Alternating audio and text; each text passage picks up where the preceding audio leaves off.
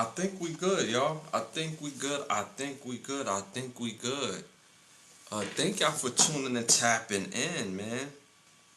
Thank y'all for tuning and tapping in, man. It means the world to me. Thank y'all for tuning into Red Zone Rhythm. I'm your host, Ashley Lovechild, and we talk about NFL, we talk about football, and this is the NFL draft recap on some teams I think really helped themselves.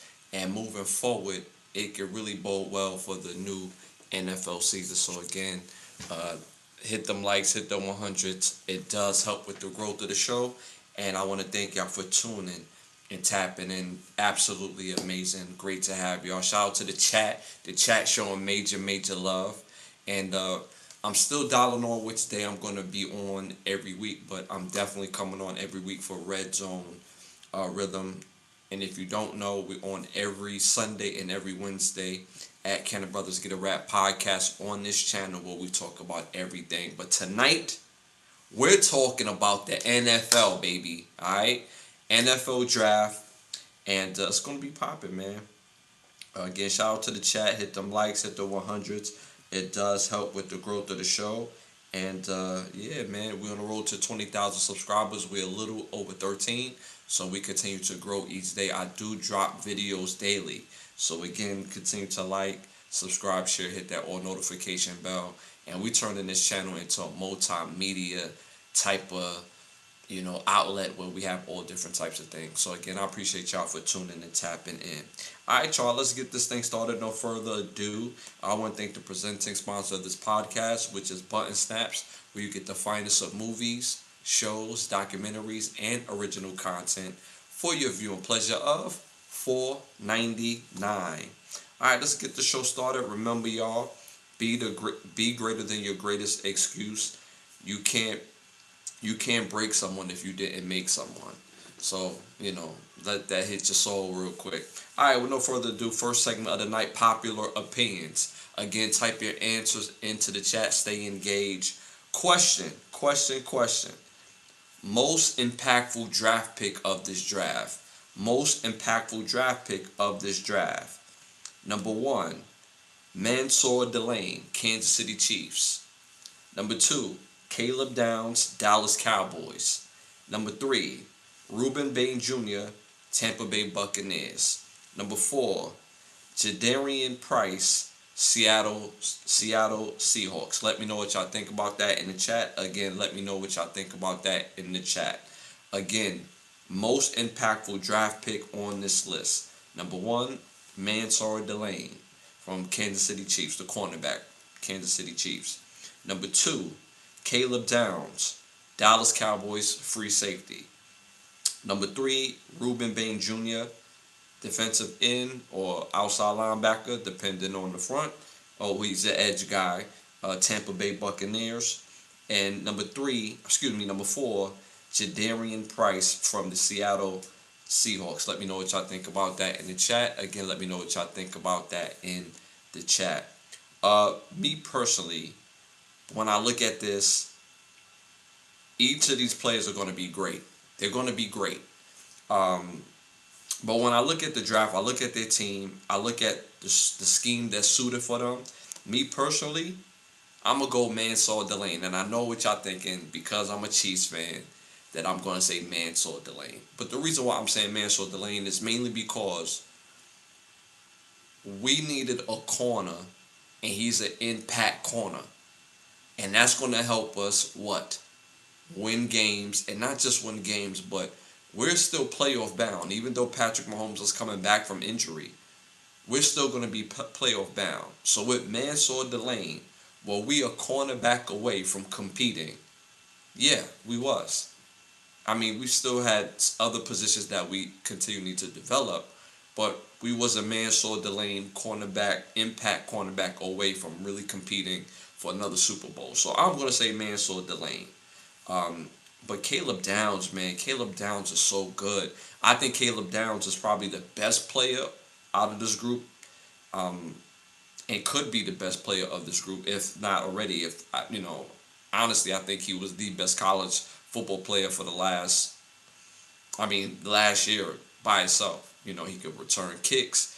He's an impact free safety immediately. But with him in the middle, does this make Dallas a contender? It turns their defense around, but do it make them a contender? Do you see Dallas beating the Eagles in the conference? Do you see Dallas being head and shoulders better than the New York Giants? Do you see Do you see the Cowboys being way better than the Washington Commanders? I don't. I think he's a great player. I think you got you an all-pro safety, and he's impactful for the defense, but I don't know if still enough to overcome what Dallas does overall. Could be the coaching, could be Dak Prescott. It's just different factors. So I'm gonna say Mansour Delane. In the chat, I seen y'all went with Caleb Downs, and y'all also went with Ruben Bain Jr. I'm not mad at that. Ruben Bain Jr. People was upset that he dropped. I'm not. He ended up in the best possible situation. He ended up with the Tampa Bay Buccaneers, and based on their front and based on their scheme, this highlights what he does very well. He's physical, he's nasty, and the knock that he has short arms, it won't matter in this system. All he has to do is play physical and play fast. The fact that he has short arms in their system, it won't even matter. So as long as he bring that intensity, as long as he play physical, it won't even matter. So I think he ended up in the best situation possible. So I'm not mad at that pick at all. Could he be a version of?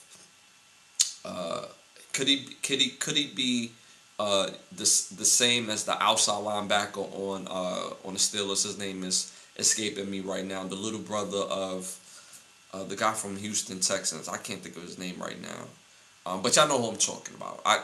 That's just me on live. When I'm on live, I do forget names that I know all the time. But you get what I'm saying. Could he be that type of edge guy, the same as the outside or the edge for the Steelers? So I think he can.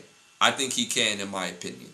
And Jadarian Price, I think he's going to be way better than what people like assume. Like, he's a franchise back. He can run. He does his thing. He gets busy. But still, I'm going with Mansour Delane. I don't. Jadarian Price still makes them a playoff contender, but does it make them a Super Bowl contender?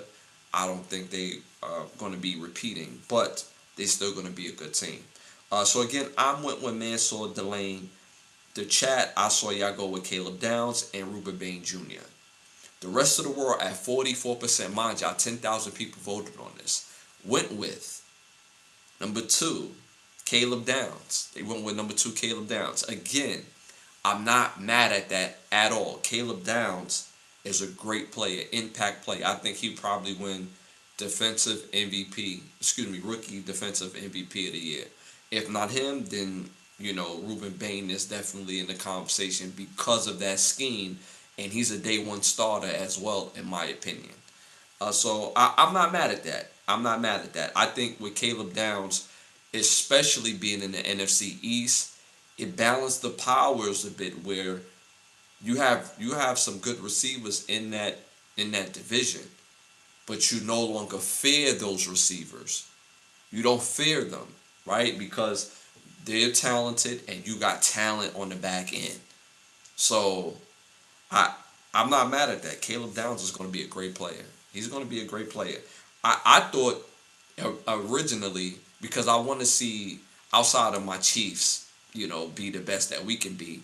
But I was really hoping that the Browns would have drafted Caleb Downs, right, and then build their team on the back end, because you see what they was able to do with the receivers on the back end. And you see what they was able to do with the offensive linemen on the back end. But not to switch subjects, but that's how great I think Caleb Downs will be in the NFL. All right, y'all, moving on to our next segment, our barbershop talk segment. So the barbershop talk after this draft was the way too early champions. We predicted who would be the champions. So today, if the season started today, who would be the NFL champions today, based on roster, based on what's the word I'm looking for?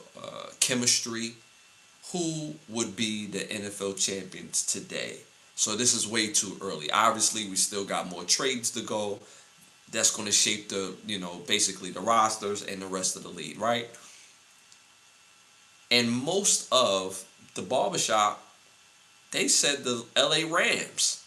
And I was like completely blown away because the LA Rams had a decent draft, but in my opinion, they didn't have the draft that put them on a faster track or easier track to win a championship this year. So I was kind of blown away that most of the barbershop went with the LA Rams. Mind you, chemistry is there, offensively and defensively, but they always coming up short. And I think this draft could have put them over the edge with their ongoing chemistry. You got to go all in. You already won a championship not too long ago. Go for it. Really go for it. Really go all in. And I think they chose to secure their future or give themselves a future instead of going all in today. So it was funny to me that majority of the barbershops are the LA Rams. Me personally, I'm going to disagree. I don't think it's the LA Rams. I don't know who yet, but I'm not going to say the LA Rams. I'd rather go with the field. If you say to me, you pick the LA Rams to be the way too early champion or you going with the field, I'm going with the field. Because again, they did not curve where they needed that extra oomph on their team, in my opinion. So, again, when you got a guy like Mekhi Lemon sitting there, and some people say, well, they have to secure their future. No, you got to win a championship. You play to win. What's the purpose of having a future if you don't take care of the present? The future is the future. What did the Joker say? Everybody trying to be trying to be they trying to be planners. They trying to basically scheme and think bigger than what the think further than what they have to. Win first. Win first. A Super Bowl and having the real chance to win a Super Bowl today or for the next season is way more important than what your future quarterback may or may not be. Like, what are we talking about? And if you go all in and now he retires and you have a bad year, well, guess what? You get a chance to get a quarterback again. So at the end of the day, we have to stop looking at where guys actually are being drafted opposed to where they're going. Meaning, we look at guys and say, yo, you got to get to the top of the draft. You got to get the number one pick. But history has shown majority of the number one quarterbacks that go is not better than the number two or the three quarterbacks that go in the draft. So that logic to me, and I'm big on Todd Simpson. I think he's going to be a great player, especially in a system where he could sit and grow. And most people say, well, shit, it's the Rams. I mean, hey, you got Stafford there and you got McVay. But what has been McVay's history with the young quarterbacks? Really developing young quarterbacks. He's done better with older quarterbacks, guys who are more established. So I don't think it was a benefit that they went this route. Mind you, LA is a destination city. That's a big city. So you could have got somebody in free agency. Somebody could have been disgruntled. A hot new quarterback that doesn't want to re-sign with the team that drafted him because the LA Rams is a destination city.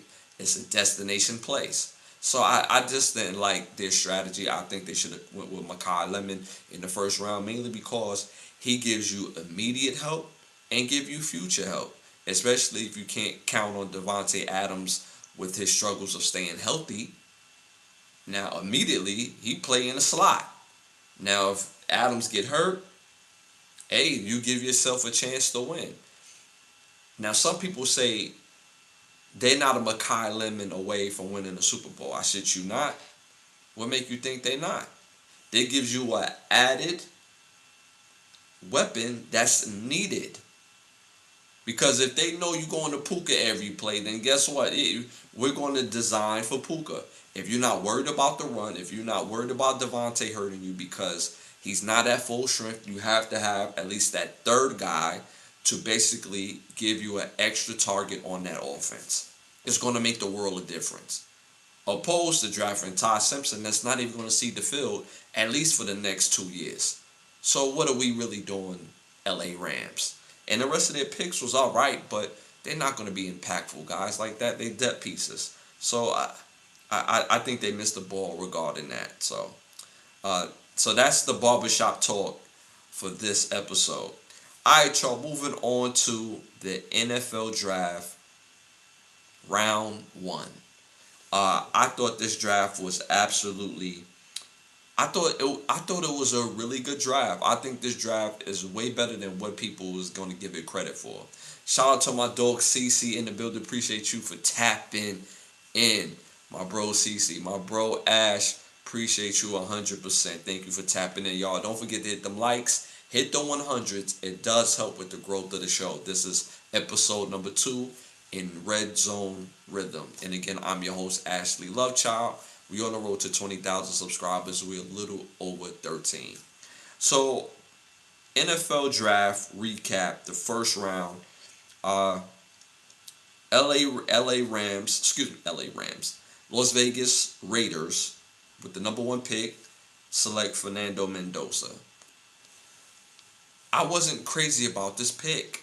I'm not going to lie to you. I think Fernando Mendoza might be a good NFL quarterback. But there's a chance that he could be trash. There is a chance. And I think, in my opinion, it's 50-50. Or 55 that he'll be successful and 45 that he'll be a bust. Let's be honest. The Raiders don't pick great number 1 quarterback prospects. They have a history of that. And this could be another line of that. Now, I do like what some of the things that the Raiders done in the draft, but I just don't think that Fernando Mendoza is a first-round talent.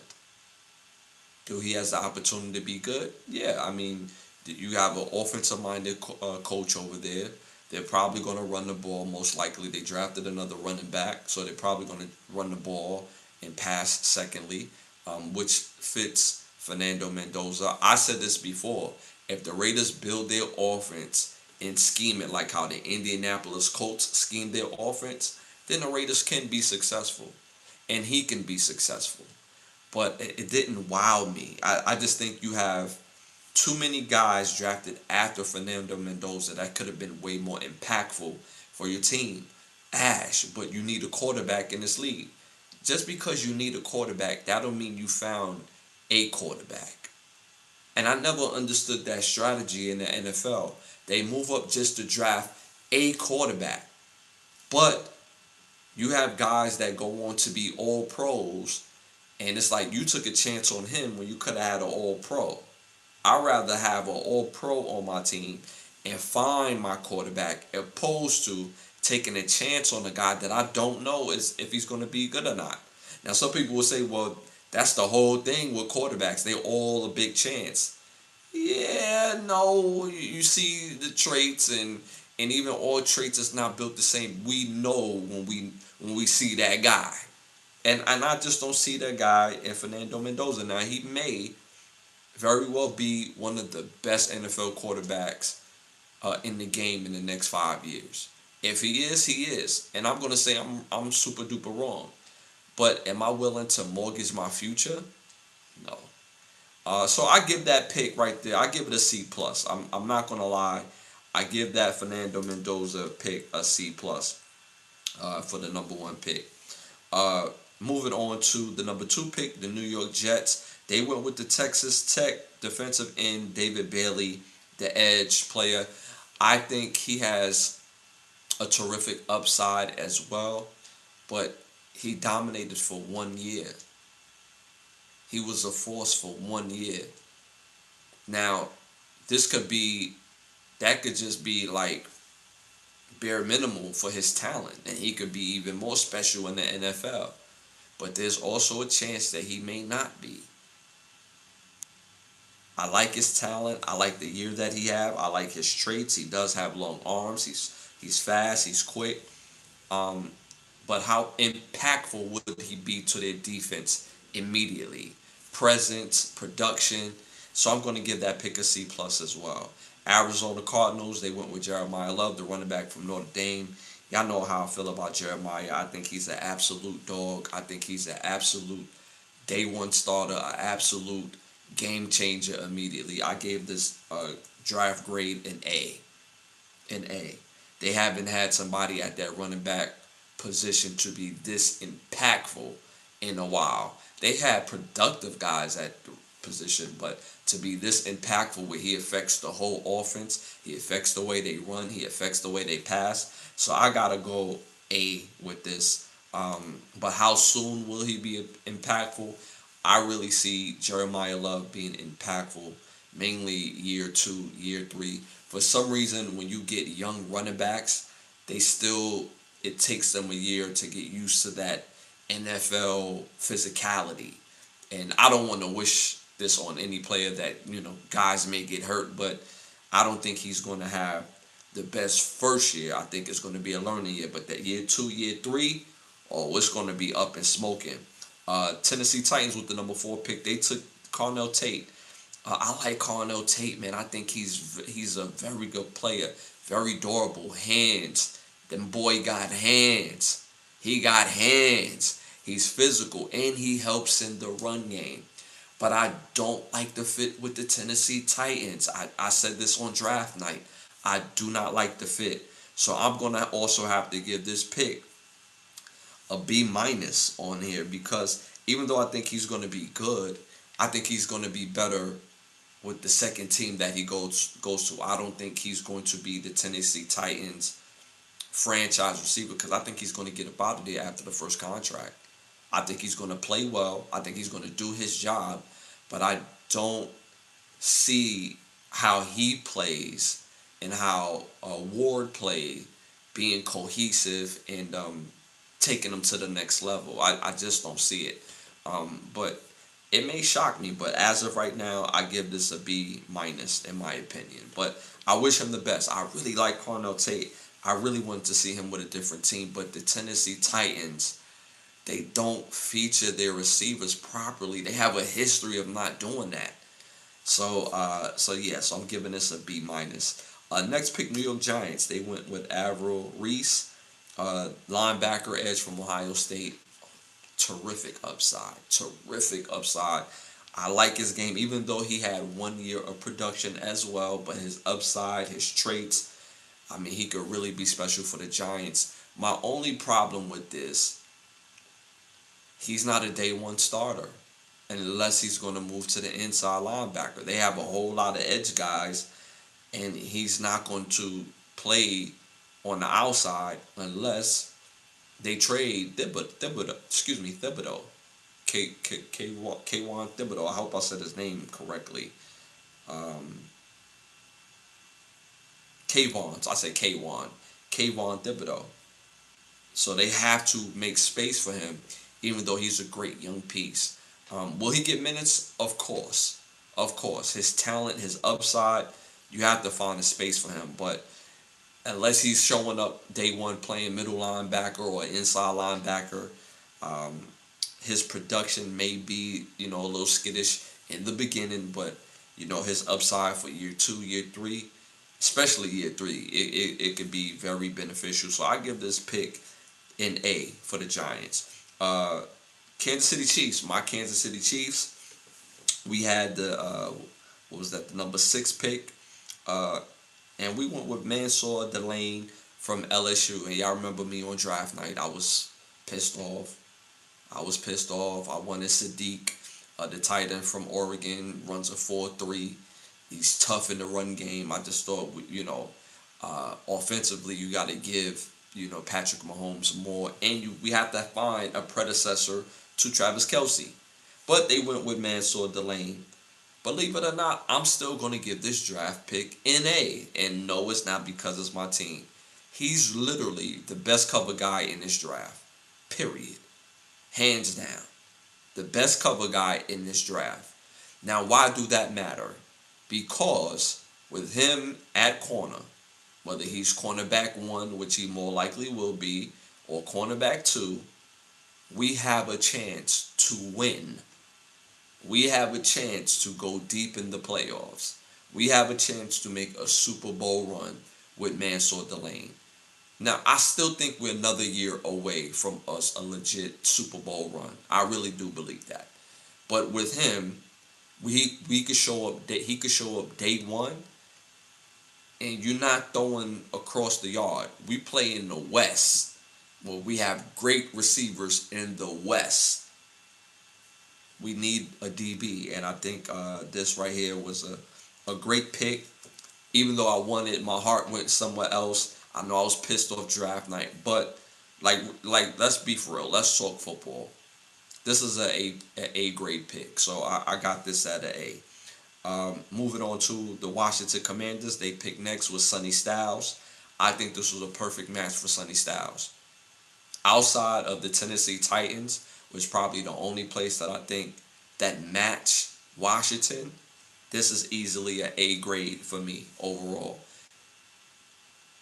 Sonny Styles, with his ability and the way he moves, oh my goodness, this is an A grade. And if if the Commanders, if they could work out something with Warner, and you kind of OD on the talent at that position, look out. Washington Commanders could really be saying something. They're, I mean, hey man, they could really challenge the Philadelphia Eagles in that division. So I really like this pick, and I think this is going to be very beneficial for the Washington Commanders day one starter. They'll find the space and place for him. New Orleans Saints drafted Jordan Tyson, a receiver from Arizona State. Very impactful guy. Could be one of the best receivers in this draft. He reminds me of a taller version of OBJ. When you look at Tyson, he don't look 6'2", but he's a legit 6'2", and tremendous ball skills, tremendous route runner.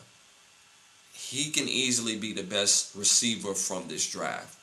But my question is, will he be durable enough? Will he be impactful? For sure. He doesn't know how not to be impactful. He's going to be impactful. But will he be durable enough? So I think that the Saints is probably a year away from really competing.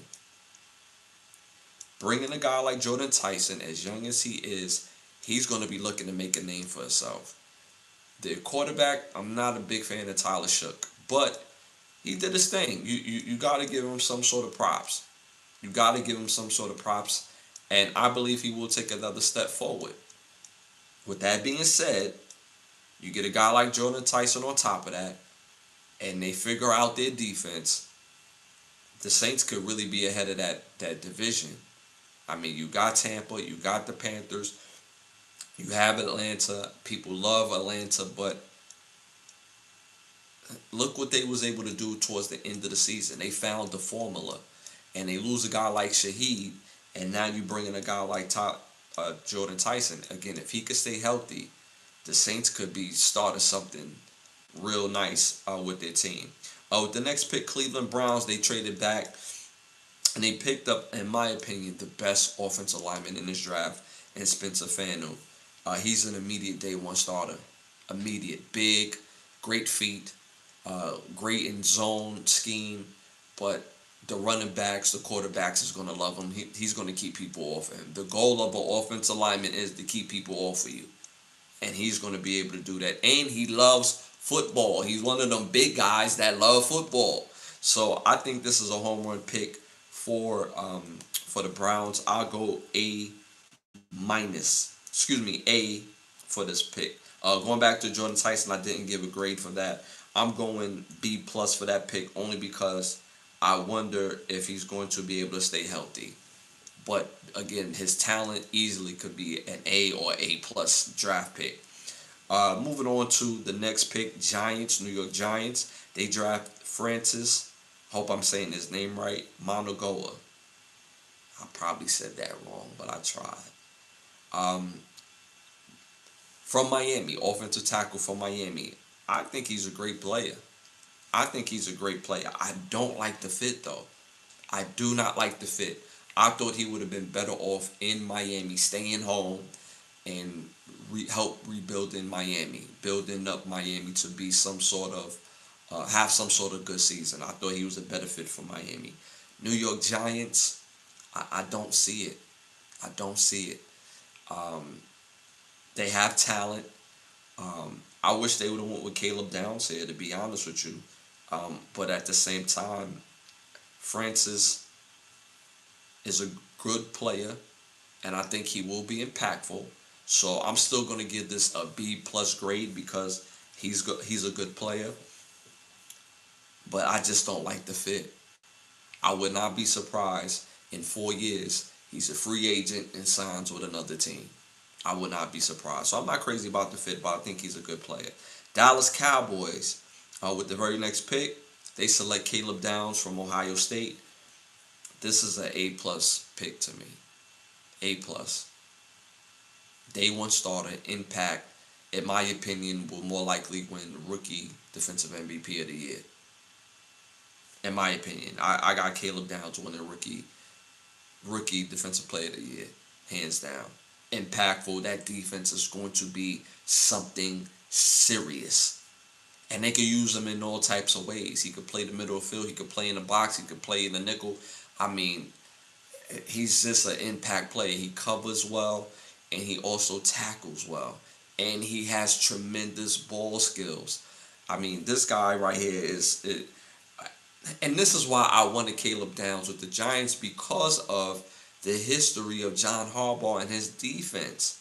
So you get a guy like Caleb Downs. I mean, this is that was a no-brainer. But Dallas right after them again balance the powers because you look at that Giants team. They got Malik Neighbors. He's a great young piece. They got the tight end over there with the Giants. I think he's also a good young piece.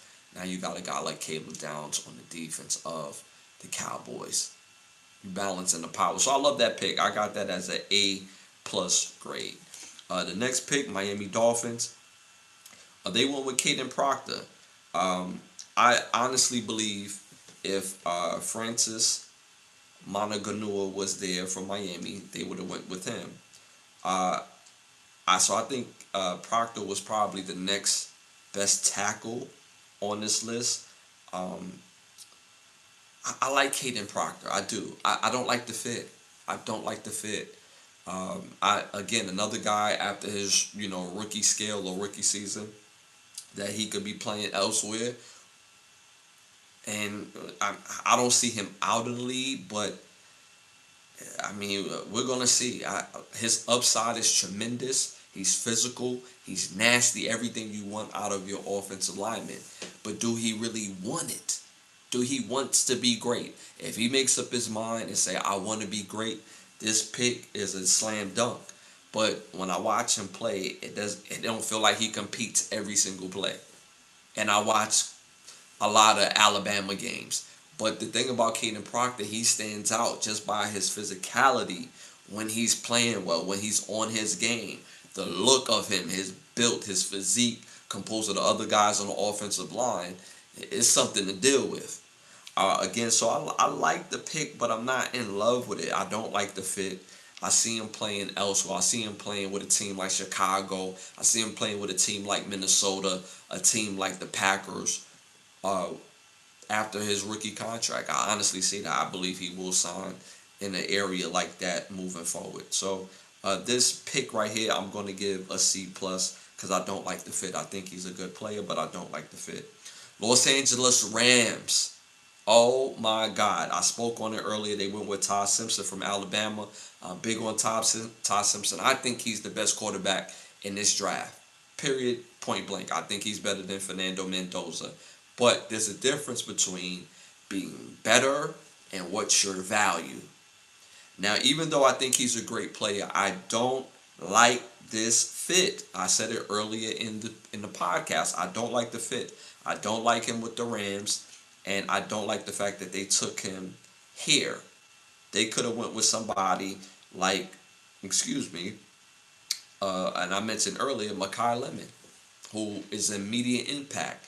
can play in the special teams and your punt return, kick return, can play the slot, play on the outside, and you give Stafford an added weapon. You're going to need weapons when you play a team like the Philadelphia Eagles. You're going to need weapons when you play against a team like the Seattle Seahawks. You're going to need weapons. So I think it could have been an added weapon that you needed this year.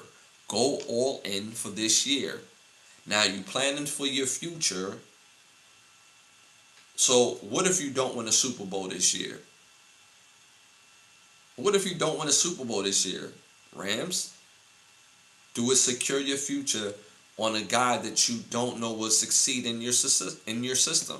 So I don't like the pick and I don't like the fit, even though I think Ty Simpson is a great quarterback and will be a good quarterback in the NFL. I have to give this grade a B minus. A B minus. Again, I think he's going to be good.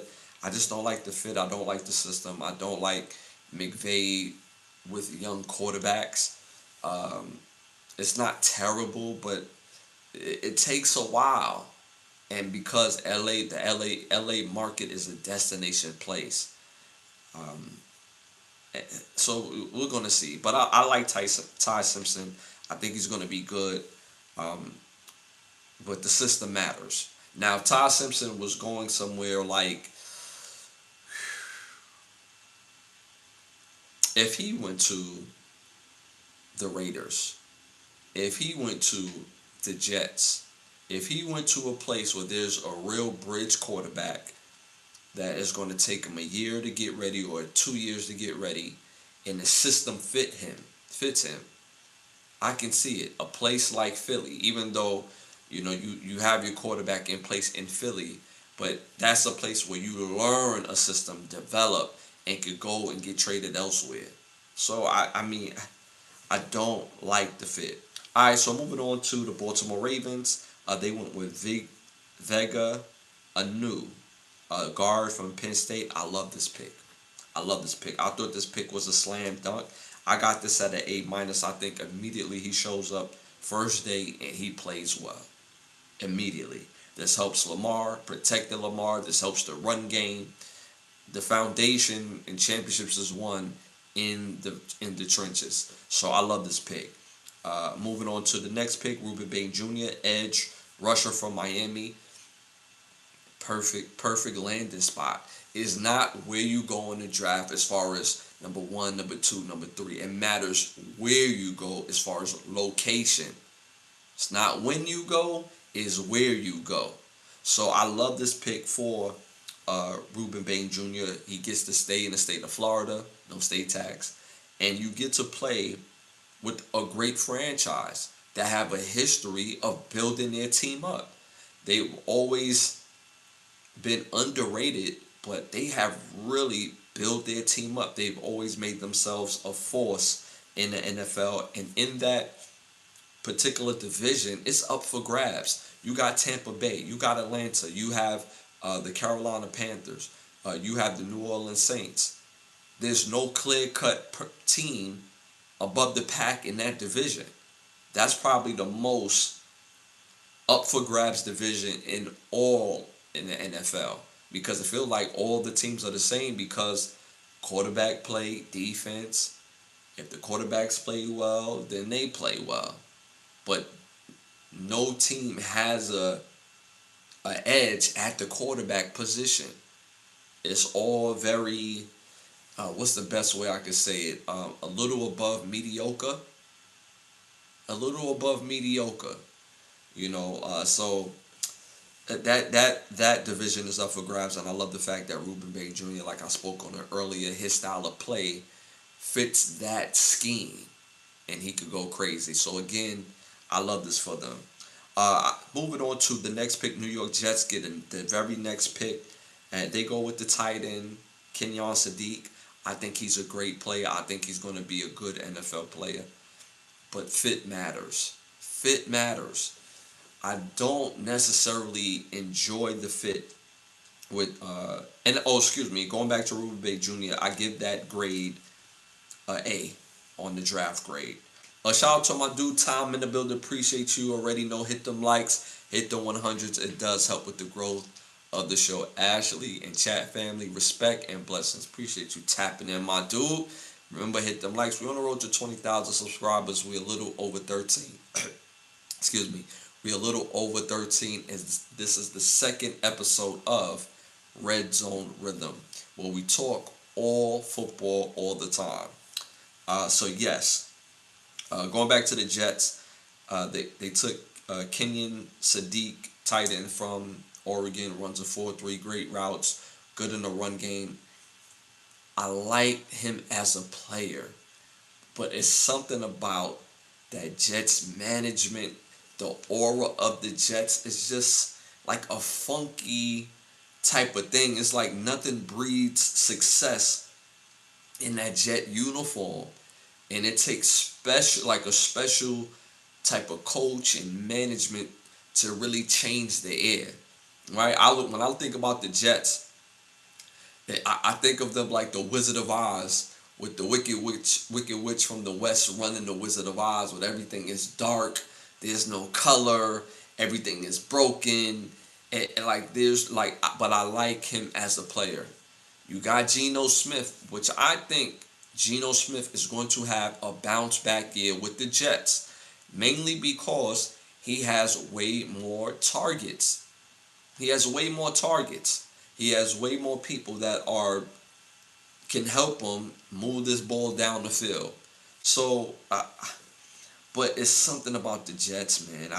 So I have to give this draft grade a B minus because I like him as a player, but I don't see him being their franchise tight end.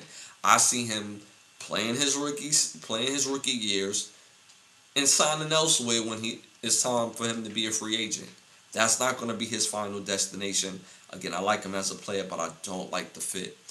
Moving on to the Detroit Lions, they take Blake Miller, offensive tackle from Clemson.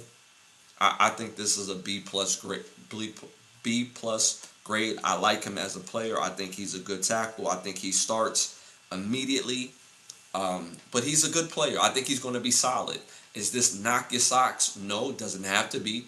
But he's a great player overall, and he's going to help them to win games and to boost that offensive line. He's a physical guy, fits the style of the team. So I like this pick at this particular point of the draft, and I think he's going to be a good player. So I give this a B plus. Minnesota Vikings, they take Caleb Banks, defensive tackle from Florida. I like this pick, but for some reason I feel like they could have traded back and still got him. I don't like where they got him, but I still like this pick. I think this helps them stopping the run, but he's not the end all be all pick in stopping the run. This is a piece, but immediately, can he stay healthy? And can he oppose his will week in, week out? Because he's a big dude. This is a big guy in the middle. And when I watched Florida this past year, teams did not fear running the ball. So again, we're talking about the NFL. Will teams fear running the ball against the Vikings? Mind you, this is a big dude. He can play. I think he's going to be a good player. But I like the fit as well. But I don't like the fact that they took him here at the draft. This was like the 19th pick. Excuse me, the 18th pick. I think they could have traded back and got him. So I'm going to give this pick overall a C plus on this one right here. I'm giving this one a C plus on this play. And there's a slight chance that he could be out of the league in 4 years. He's a big dude, and a lot of big guys eat themselves out of the league. Or in 4 years, he can be a dominant force in the run game, and could be one of the best defensive tackles in the league. He could be a Vita Vea type of defensive tackle. I think he has that type of talent, but will he stay in the league? Next pick, Carolina Panthers. They take Monroe Freeling, the offensive tackle from Georgia. I think he has talent. He only started for Georgia for 1 year. This have bust written all over it. All over it. He has the physical traits, but this is the NFL. This is the NFL. I don't feel like he's a plug and play day one starter at the left tackle position. At the beginning of the draft process, or in the middle of the draft process, they was talking about taking him all the way at number 6. And when you really look at his film, he has the talent, he has the ability, but can he put it all together? Again, this is 1 year of starting. So this has bust written all over it. I would love to be wrong on this. I would love if he becomes a great player or even a productive player. I would love the fact to say I was wrong. This dude is nice. I want him on my team. But this had bust written all over it. But I really hope the best. I really do. Because anytime you got young players, I'd rather speak life into them. But I'm just going off what I see. In the history of the NFL, is the history of the NFL, and I'm really wishing him the best. I don't say that haphazardly or half-heartedly. I really do, and I hope he proves me wrong or prove him right. I hope he proves him right. So I'm gonna have to give this grade a C.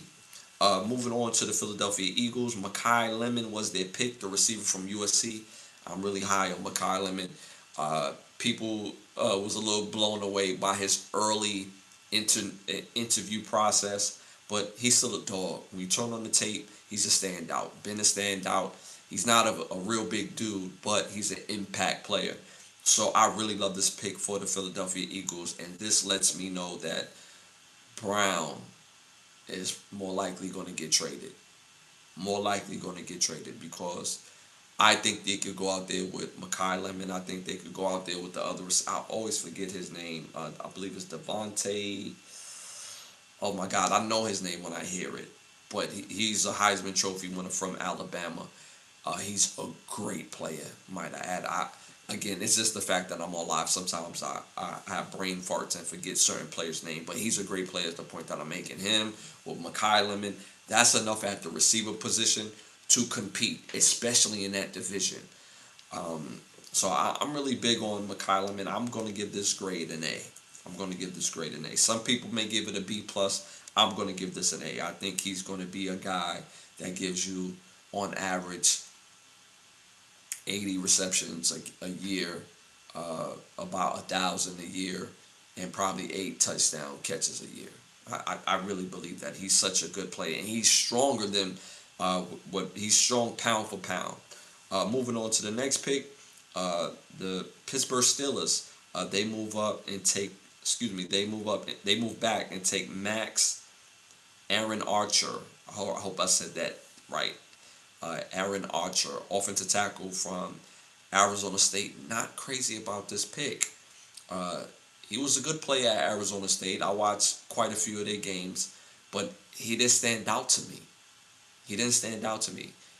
But I think he's going to be good, but he also have bust written all over him as well. I have a 55% bust and 45% making it. Again, if he makes it, I hope he proves himself right. Don't worry about proving me wrong. Prove yourself right and do your thing. But again, I'm not crazy about the pick just based on what I see on film. Not being all that strong on the point of contact and not having elite pass blocking abilities, in my opinion. But we will see. So I'm going to give this pick, unfortunately, a C minus. The very next pick, Los Angeles Chargers, they went with Akeem Massador, the edge rusher from Miami. He would have went higher in the draft if he was 21, 22. The fact that he's 24, 25 is the only reason why he fell in this draft. He's a standout.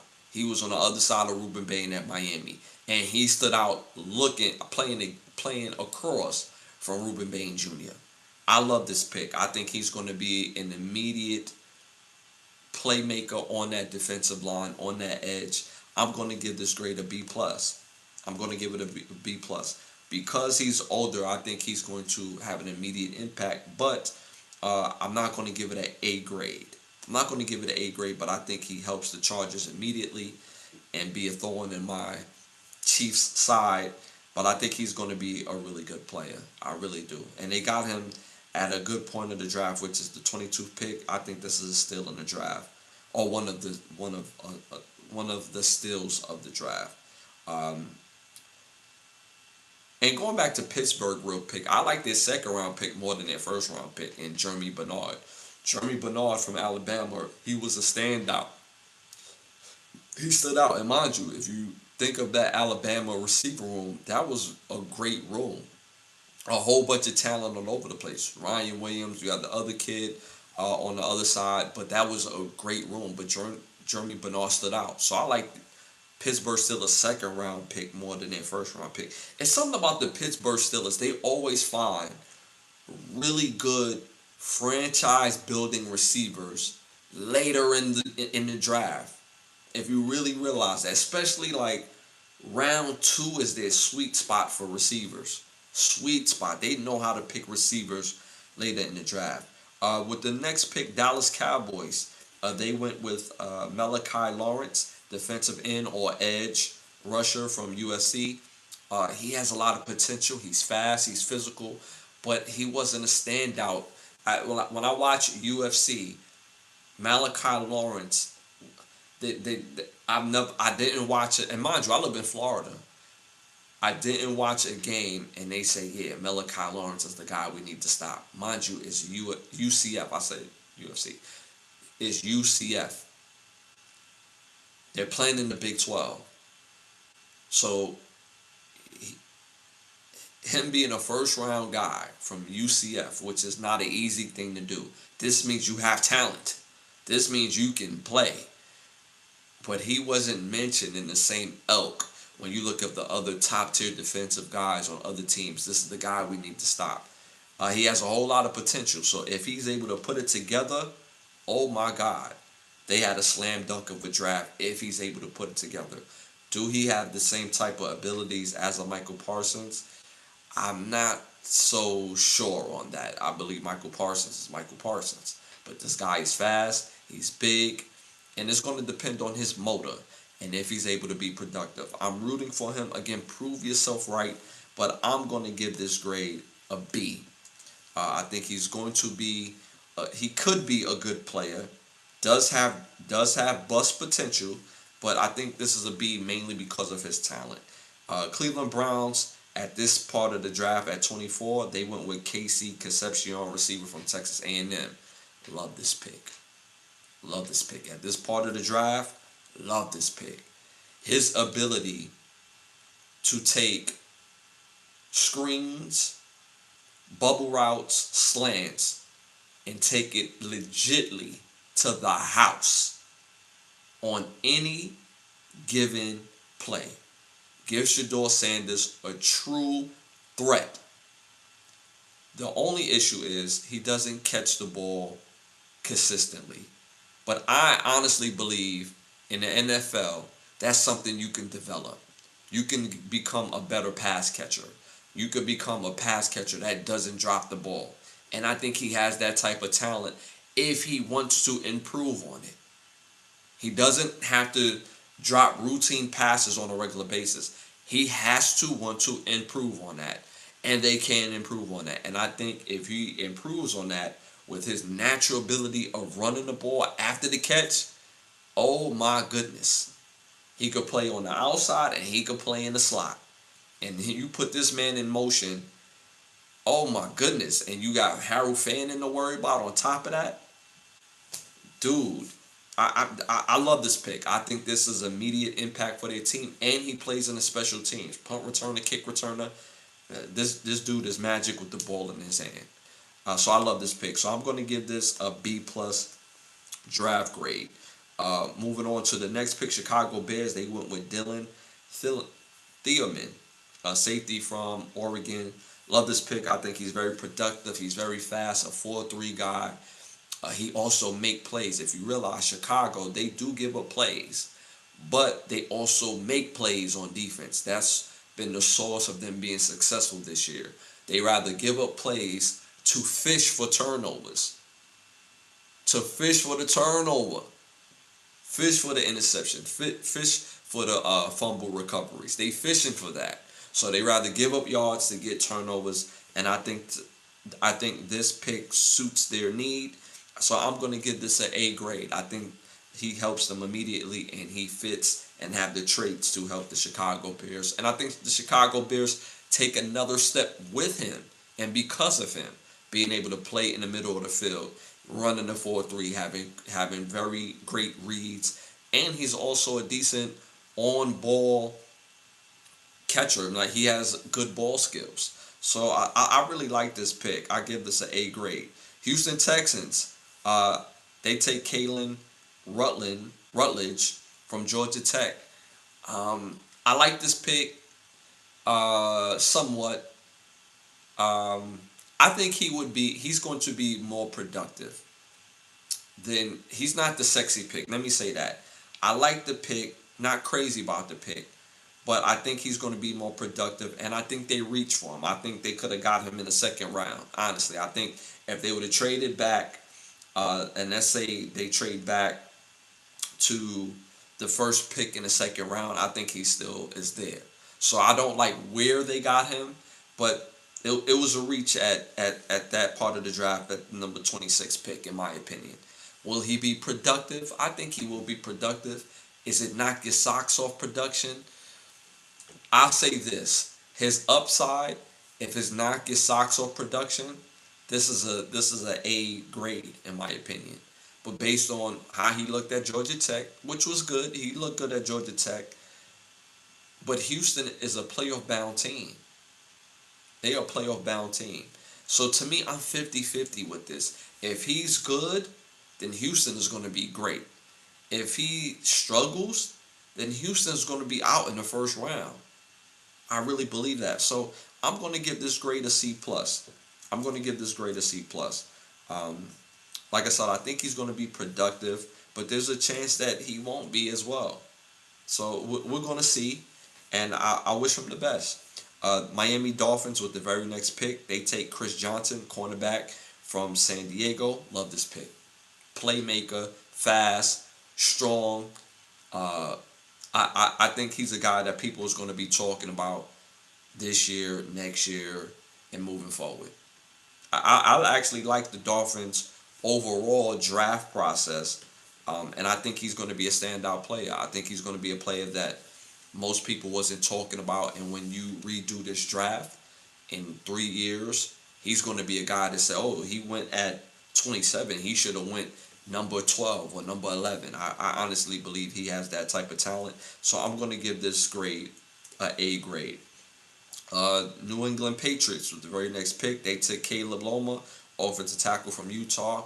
I like this pick, but he still has to get stronger.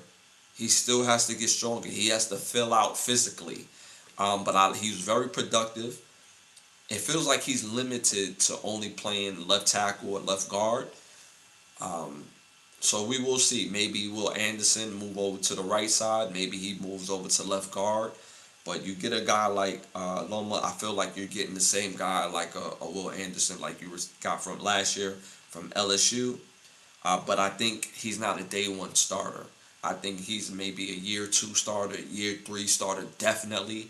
Once his physique fills out more so, and be more stronger at the point of attack. So I give that grade a B on that grade as far as the pick. Kansas City Chiefs, we picked Peter Woods at that, what's that, 29th pick from Clemson, DT from Clemson. Love this pick. He's a standout. He's a smaller version of Chris Jones. 6'2".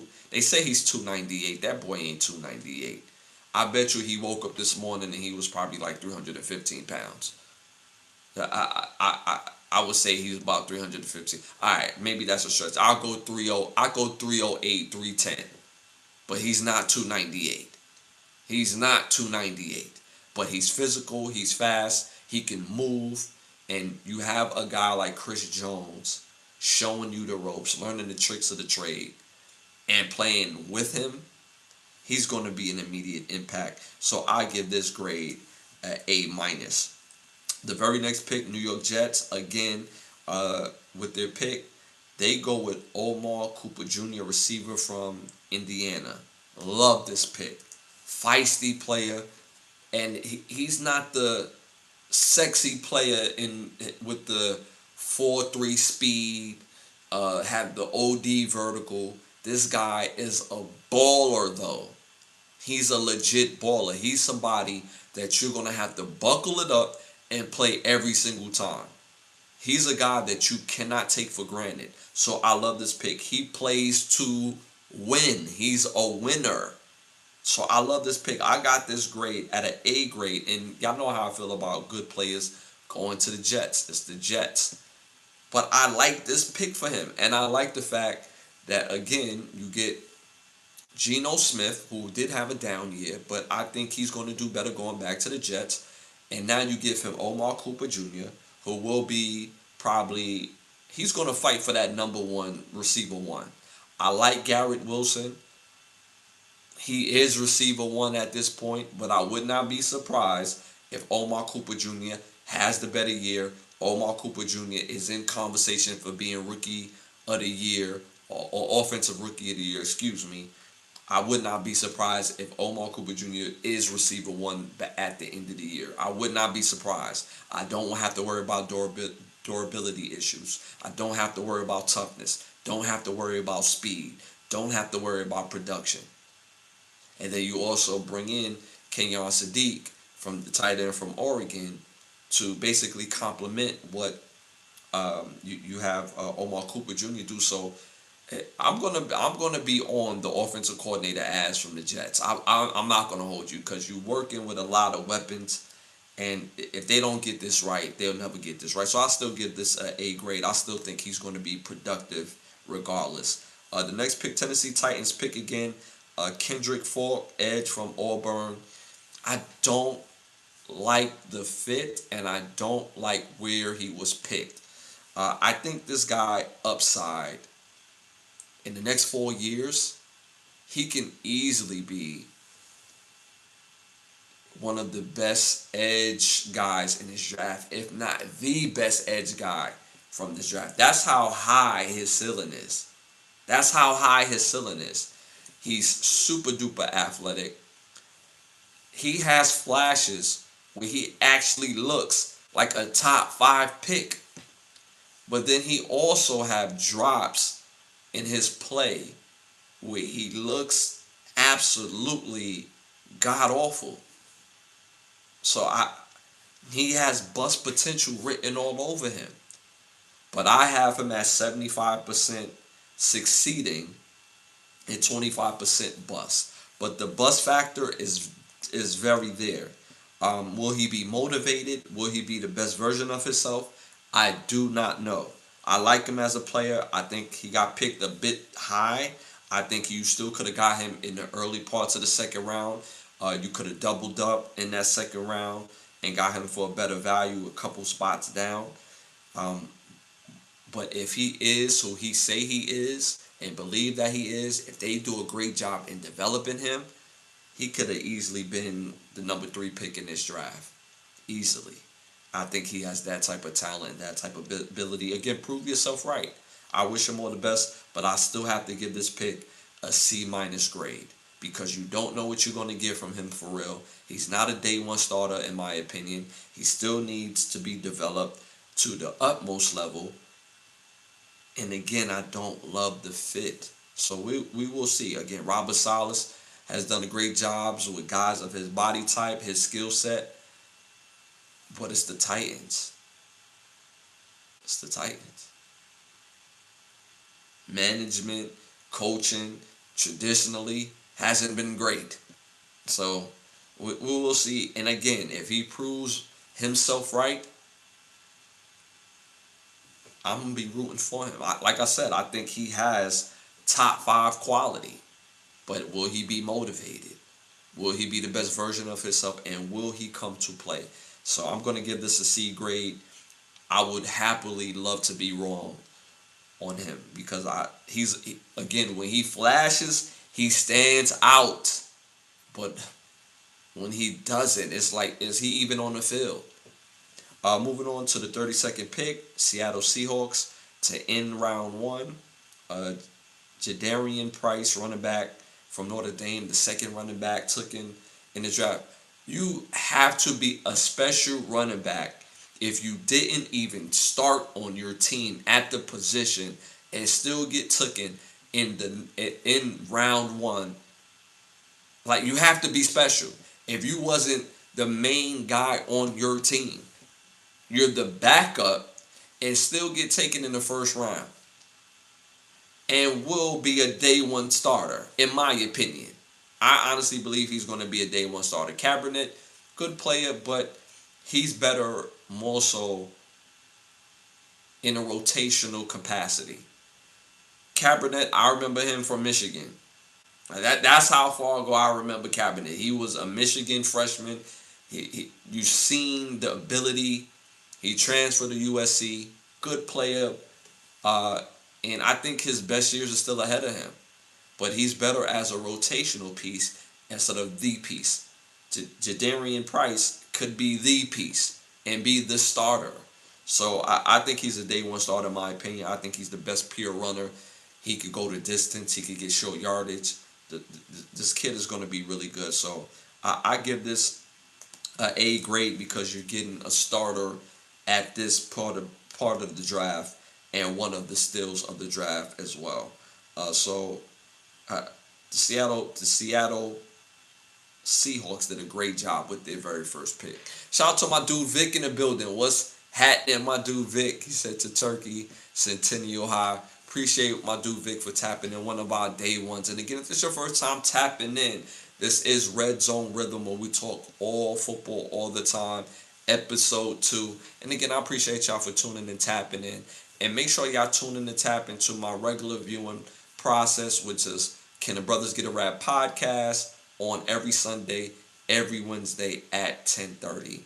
And again, I appreciate y'all for tuning and tapping in. So that was round 1 of the draft, and I gave my grades on it.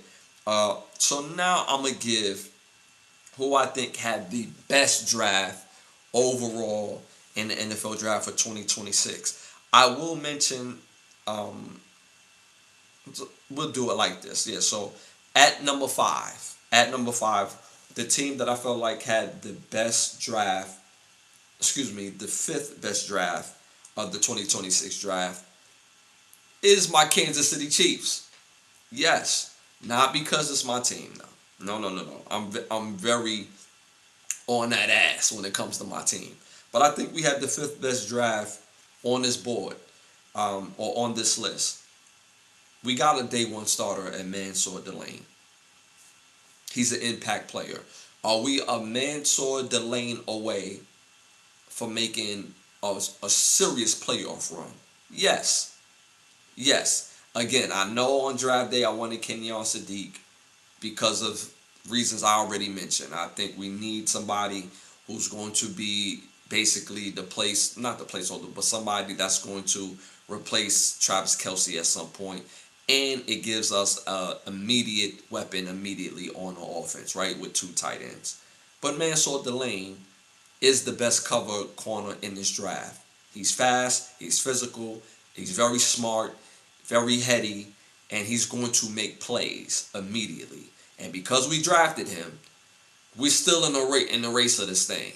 Mind you, we lost McDuffie, we lost our other cornerback, and they both went to the LA Rams. So we needed that immediately. So again, with Mansour Delane, with our next pick, we took Peter Woods, defensive tackle. Again, another day one starter in my opinion. If he's not starting this year, he will start next year. But he is such a piece. When you got a guy like Chris Jones, he has Chris Jones ability. He's just not 6'5", 300 pounds. But he's 6'2", 308 pounds. They trying to tell me he was 298. No, he's not. He's about 308. And he could make all the plays. He's fast, he's physical, he's nasty.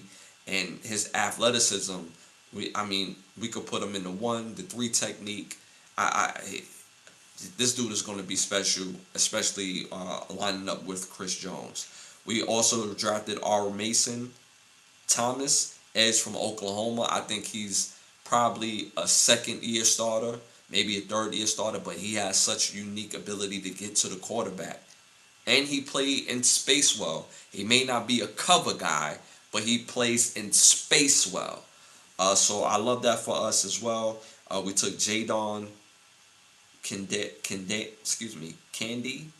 Jadon Candy, cornerback, safety. So he's going to play slot corner for us from Oregon. Immediate impact guy for us. I think he's really going to stand out his second, third year. But this year as a rookie, he's going to be an impact. He's going to make a play for us. He has the ability to cover that slot receiver, and he helps in the run game as well. So I really like our draft. And then in the fifth round, we found a steal in the draft. Emmett Johnson, running back from Nebraska. If you ever watched Nebraska last year, he was a legit standout. Emmett Johnson is box office. He's box office. He could tote that rock. He could take that thing to distance. This kid could really play. I really like Emmett Johnson. I was surprised he was still on the board in the in the fifth round. And to me, he's one of the steals in the draft. At that part of the draft, we still was able to get a guy like that. Second part of that fifth round, we got the receiver from Cincinnati, Cyrus Allen. I think he has tremendous upside and talent. If he puts it together, he can be the receiver version of a Travis Kelce. Because remember, we took Travis Kelce in round 4, if I'm not mistaken, and look what Travis Kelce is today. So I honestly believe with his upside, and he put it together in our system, he could be a force to be reckoned with. So I like Cyrus Allen and has the ability to help us immediately. And then we took Garrett Nussmeier, quarterback from LSU. Last year, after last year's draft, he was among the quarterbacks that was supposedly supposed to go in the first round. That this year's draft class of quarterbacks was going to be so much better than last year. But as the season went on, it wasn't like that. But Garrett Nussmeier has traits. He can throw the ball. He's smart. And if he gets a chance to develop, which he will, because he will not play unless Patrick Mahomes is hurt, I think he could still do well. I think he could do well in a capacity where he's learning and develop. So when Patrick, unfortunately, if he gets hurt, that we have somebody ready. So I love that for us. Shout out to the chat, man. Shout out to, we got Washida in the building. Appreciate you tapping in, one of our day ones in the building. Shout out to Patrick in the building. What's up, my dude? Appreciate you. One of our mods in the building. Again, if this is your first time tuning in, tapping in, this is episode 2 of Red Zone Rhythm, where we talk football all the time. And I appreciate y'all for tuning in, tapping in. Again, I'm Ashley Lovechild. You see my team. The Chiefs. You already know where my allegiance at. So again, I feel like my Chiefs had the 5th best draft of all the teams. At number 4, the Chiefs draft well, but the Jets and Giants won that draft. Stay tuned. You'll be surprised who I have at number 1, number 2, and 3. I'm about to talk about number 4, and you're going to see why I have Jets and Giants. So again, the Kansas City Chiefs is at number 5. And the way how I look at the draft process and how I graded this is mainly player, fit, location, and immediate impact and team impact. So there's 6 different factors. So a team can have a good draft by drafting great potential. But is it going to impact the team to having great wins this year or next year? So you're going to be surprised. With the Chiefs, with this draft, they're going to, this is a deep playoff run team with this draft. So that's why I have it at number 5. But I still think we're another year away from making a Super Bowl run. But would I be surprised if we made a Super Bowl run? No, because we still got Patrick Mahomes. All right, so at number 4, I have, with the 4th best draft class, the Baltimore Ravens. Yes, the Baltimore Ravens. With their first pick, round 1, again, they took, I hope I'm saying this right, Alavega Anu, guard from Penn State. This is a day one starter. He helps their run game and he helps protecting their quarterback. This help protects Lamar. And he's very good in the run game as well. Nasty. He's nasty. And he is a physical guy. He's a Baltimore Raven type of player. So this fits immediately. This helps their team immediately. The next pick, they took Zion Young, edge from Missouri.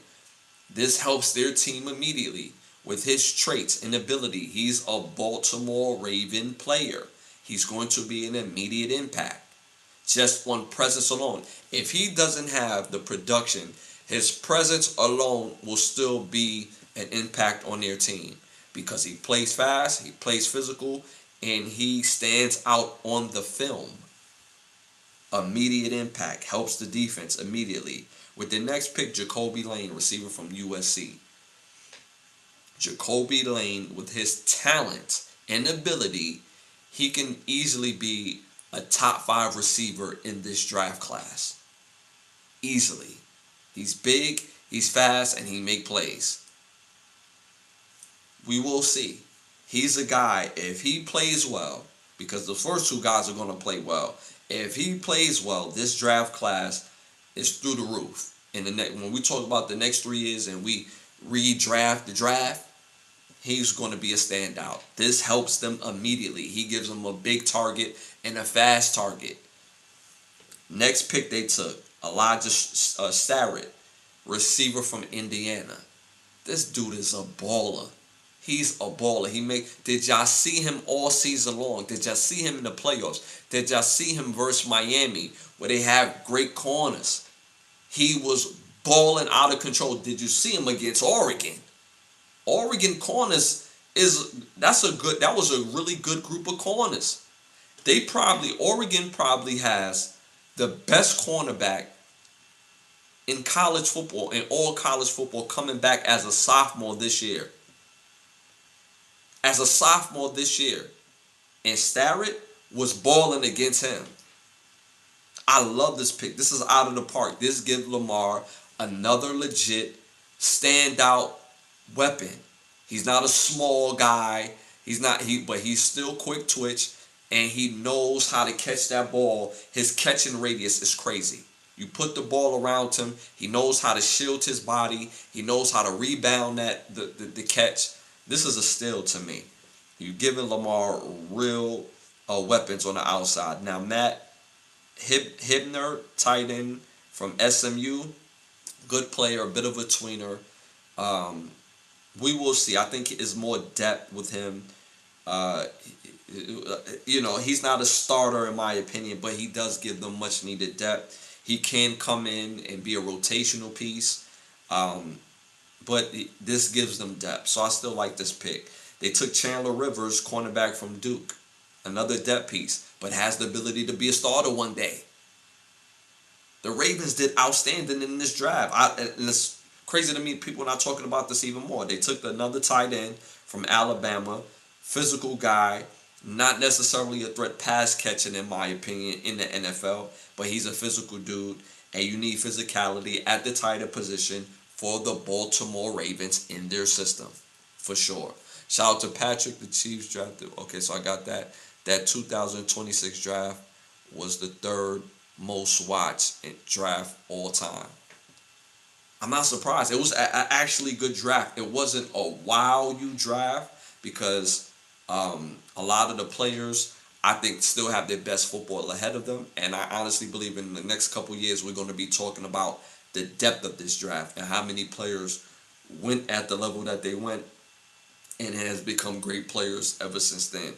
The very next pick they take Adam Randall, running back from Clemson, again another depth piece, and I think he basically complements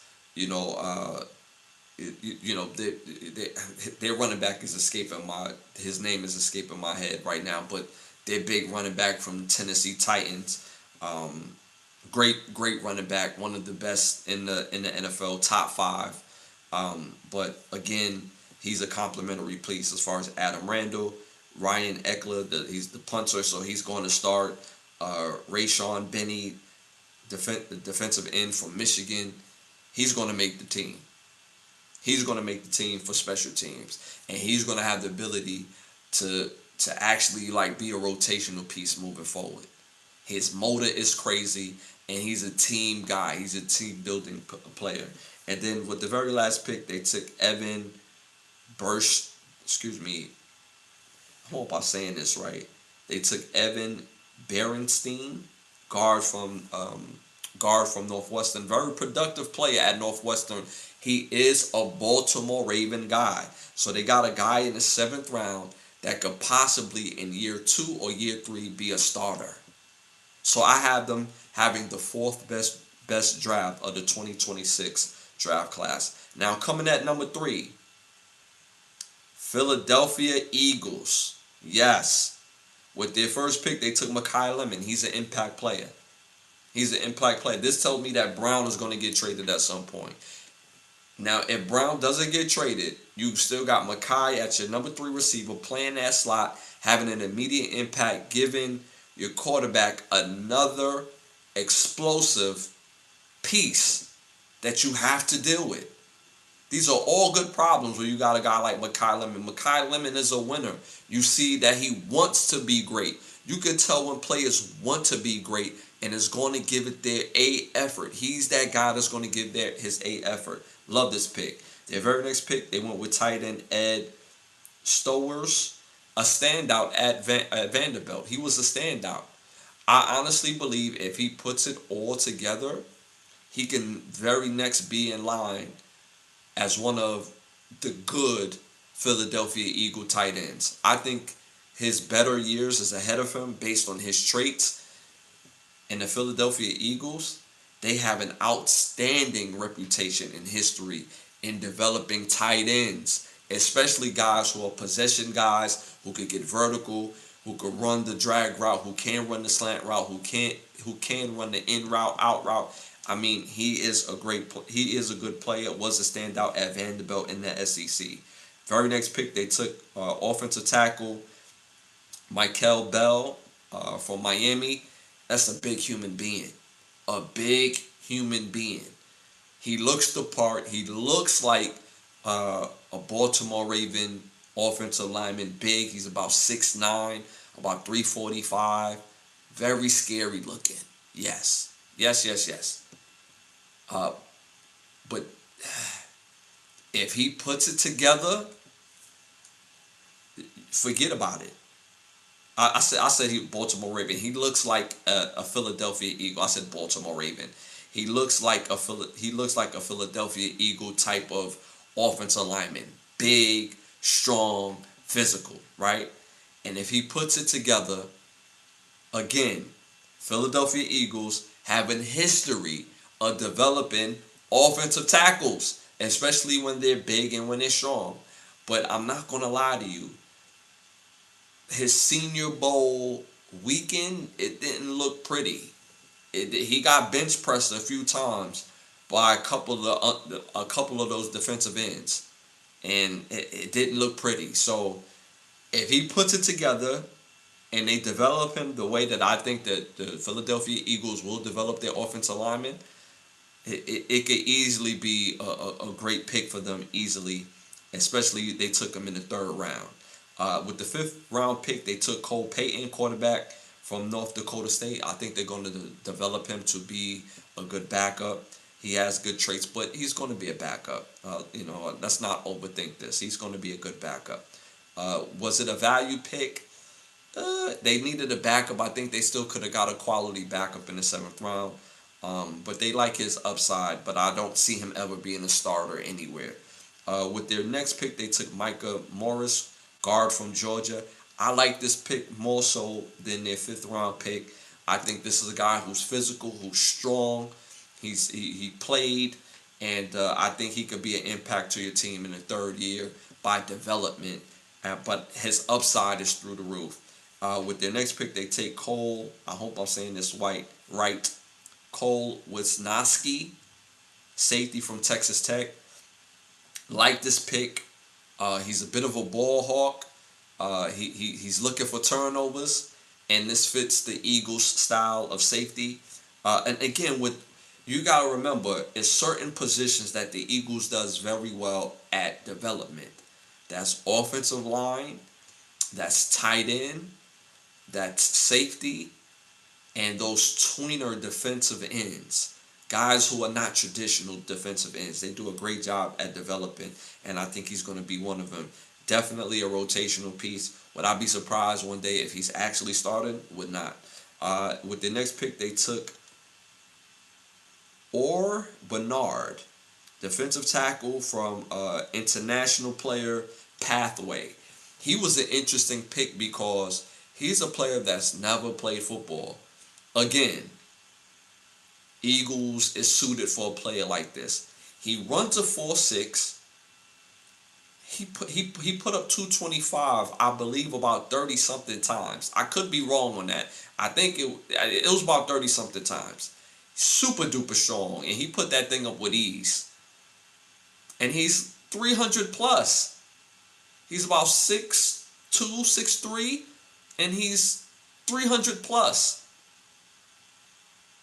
With the development that they have in place, he could be a legit player in year 3 and year 4.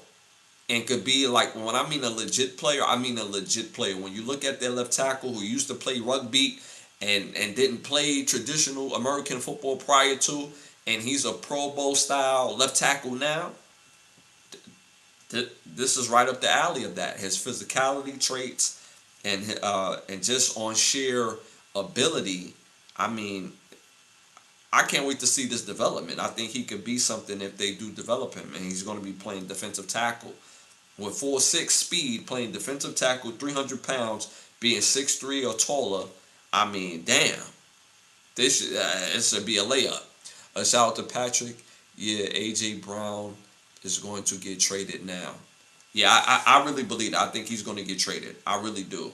I really do. If they keep him, which I don't, but if they keep him, Philadelphia Eagles is going to be great. That's why I love the fact that they took Mekhi and I said Eli Stowers. I said Ed earlier. Eli Stowers. I like the fact that they took both of those because these guys are pass catching guys. Eli Stowers could get vertical, but he's a possession guy. Mekhi Lemon could take that. He could take the top off the defense. He could do that because he runs great routes. Now, is he a 4-3 guy? No, he doesn't have to be because he's quick twitch and he knows how to run routes. And he also a guy that can run slants. He can run the full route tree. So I love this pick. So even if they do trade A.J. Brown, they still gonna be in great standing on their offense. And with their very last pick in the 7th round, they took Keyshawn James Newby, an edge rusher from New Mexico. I honestly believe he'd probably be a special teams piece, but a key special teams piece. I love his motor, and we're going to see. He has to put the work in, but I still believe with this group in class, in the next 3 years, we're going to be looking at this group like, oh my God, this group right here helped the Philadelphia Eagles maintain the NFC East, and they're making Super Bowl runs. Even if they lose in the 3rd round or the 2nd round, they're making runs. And half of these picks, or more than half of these picks, will be a force to reckon with, in my opinion. Mekhi Lemon will be a force to reckon with. Eli Stowers will be a force to be reckoned with. I honestly believe if they put it all together with Michael Bell, he's going to be a force to be reckoned with. Micah Morris will be a force to be reckoned with. And I honestly believe this guy, Bernard, again, with his traits or physicality or his testing, with their development, it can be scary hours.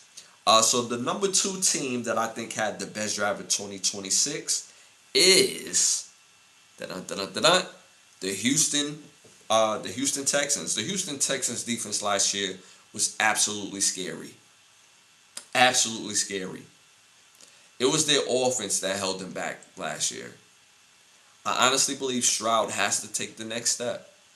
And I know Stroud have been dealing with injuries in the receiver position because those guys have been a bit injury ridden.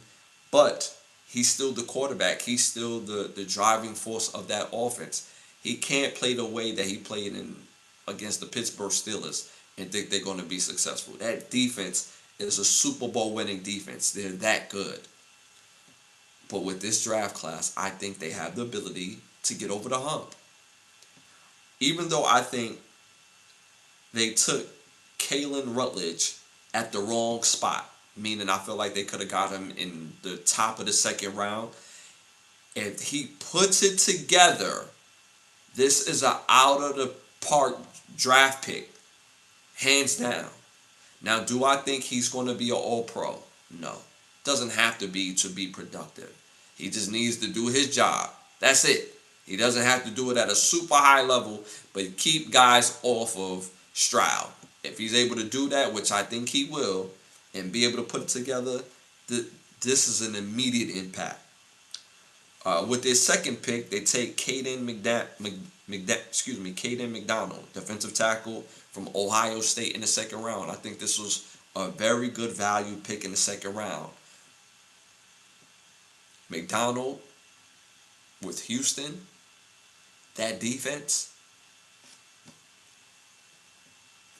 This is a B plus A minus draft pick. An immediate impact, helps them to the next level and helps them get over the hump.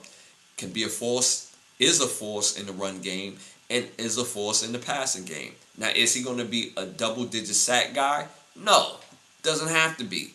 But his presence, his ability, and him creating havoc in the middle is enough to help the guys on the outside of that defense get to the quarterback. So I love this pick.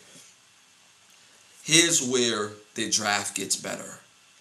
They go with tight end Marlon Klein from University of Michigan. If you know that's my team. But Klein has all the ability in the world. He's fast, runs great routes.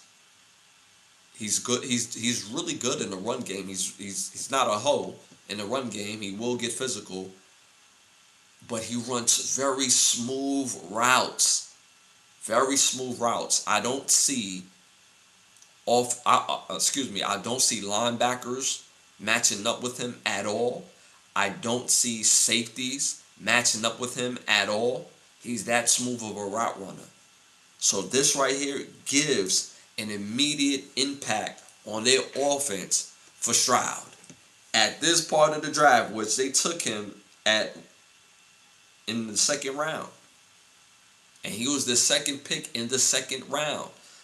So at the end of the day, again, I feel like they had the second best draft. So you get a starting tight end in the second round, a starting defensive tackle in the second round, a day one starter at guard if he puts it together. Again, now fourth round with their next pick, they took, I hope I'm saying this right, Fabeki Waywoo, a guard from Oklahoma. This dude has all the ability in the world. Physical, strong. They want to establish the run game in Houston. He helps that even if he's a rotational piece. He helps immediately in their place. And if one of their guards go down, guess what? He steps in and they don't take a step back. This easily, by next year or year 3, both Rutledge and Nawe can be your starters on right side, on left side, easily. So I love this pick. The next pick was Wade Woolsey, a linebacker from Clemson. This dude is athletic. This dude was a standout. He jumps off the film. When you watch him play, he was always a standout. And they get this man in the 4th round. He's going to stand out with the Houston Texans. And the beautiful part about it is they already have a great defense. So now you have a great player that's been great on defense going to a defensive-minded team. What do you think is going to happen? He's going to get freaky. He's going to get loose. He's going to stand out. And he's going to learn from the guys that he have ahead of him. But easily, again, in year 2, year 3, he could definitely be a starter. I wouldn't be surprised if he's a starter towards the end of the year. I would not be surprised. If somebody goes down, he could come in and still give them that production that's needed for them to take it to the next level. They had an amazing draft. They also get DB Kamari Ramson, rotational piece. Ramsey, excuse me. Kamari Ramsey, a rotational piece as of right now. But again, this dude can play. He's their style of cornerback. He's physical. He's tough. He could find the ball in the air. He finds the ball in the air. This is an out of the park pick right here in round 5. Now with this sixth round, excuse me, they go with receiver Lewis Bond from Boston College. His upside is there. If he developed properly, he can easily be their number 2 receiver if he develops properly. And they have had a history recently developing young receivers who wasn't highly talented coming out of college. If they have certain traits, they will succeed in their offense. It's just that simple. And I honestly believe he could easily be this year's 4th or 3rd receiver that gives him tremendous production. So I love this pick. And with their last pick in the 7th round, they take Aiden Fisher, linebacker from Indiana. This dude is a lightning rod. He's a team guy. He's a guy that's going to be a great locker room guy. And he can play.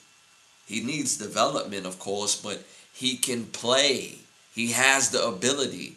And I would not be surprised if there's a game this year that he stands out in and he's a 7th round draft pick.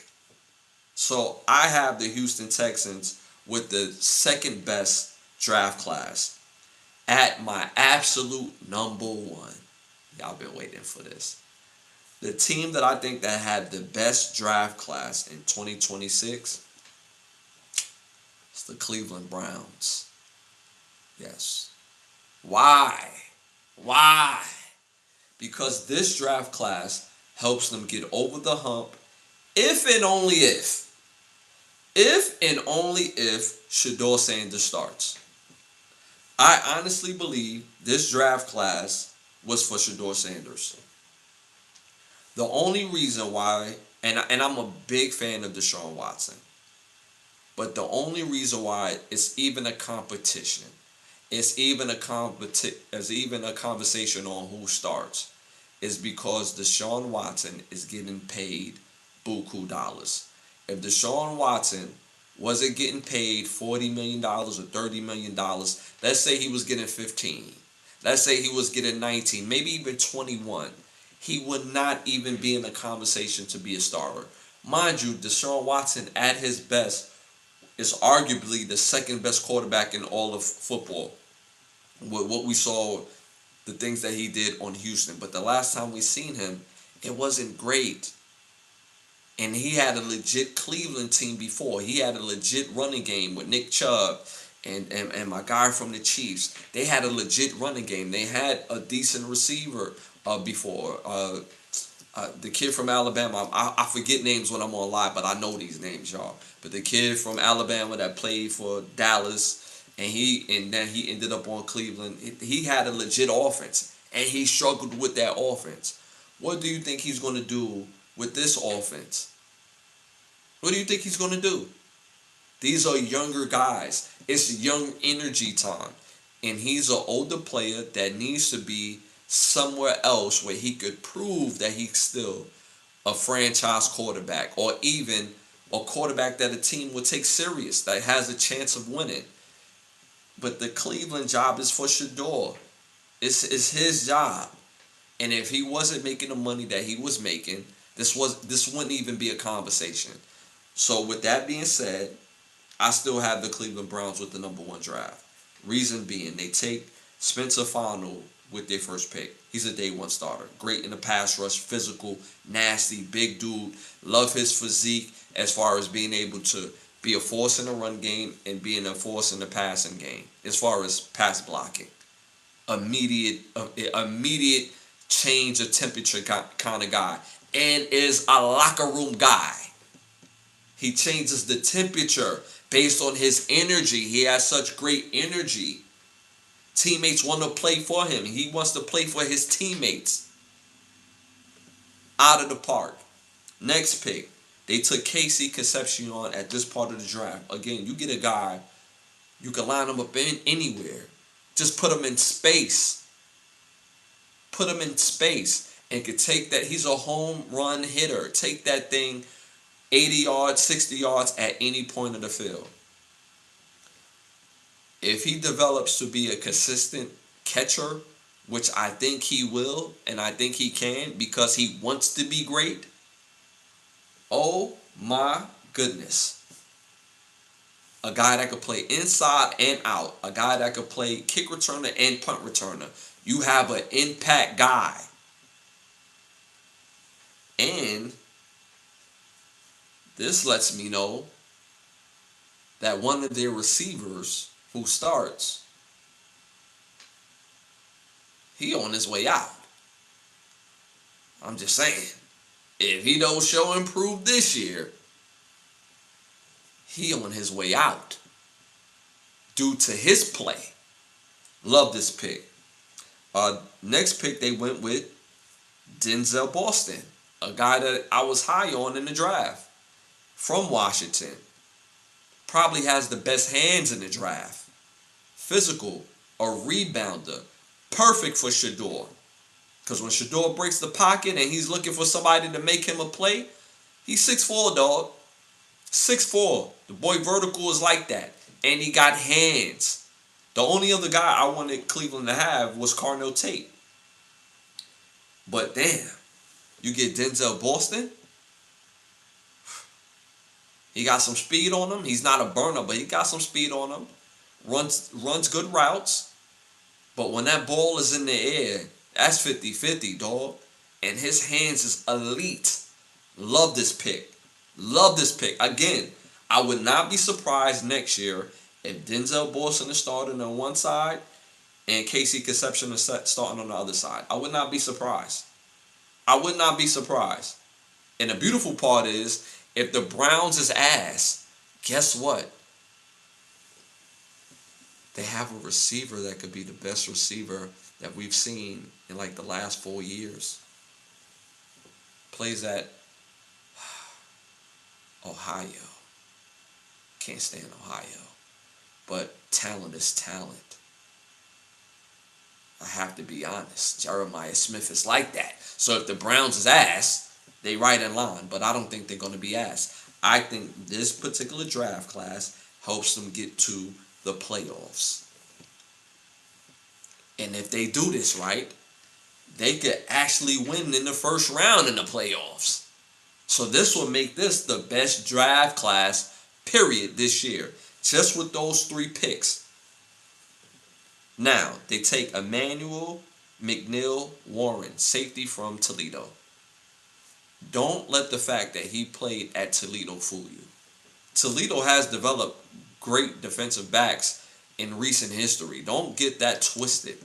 He could have transferred to any other big school. He could have been an Alabama guy. He could have been a Michigan guy. Could have been a Florida State guy. Could have been an Ohio guy. Could have been at any of these big schools. He chose to stay at Toledo. Standout, ball hawk. He's going to help in the run game immediately. He can play in the slot. And this dude is such a temperature changer because he goes for turnovers. He's looking to make you force that fumble. He's looking for those picks. An impact defensive player. Their next pick, offensive tackle, Austin Barber from Florida. Big physical guy, helps in the run game.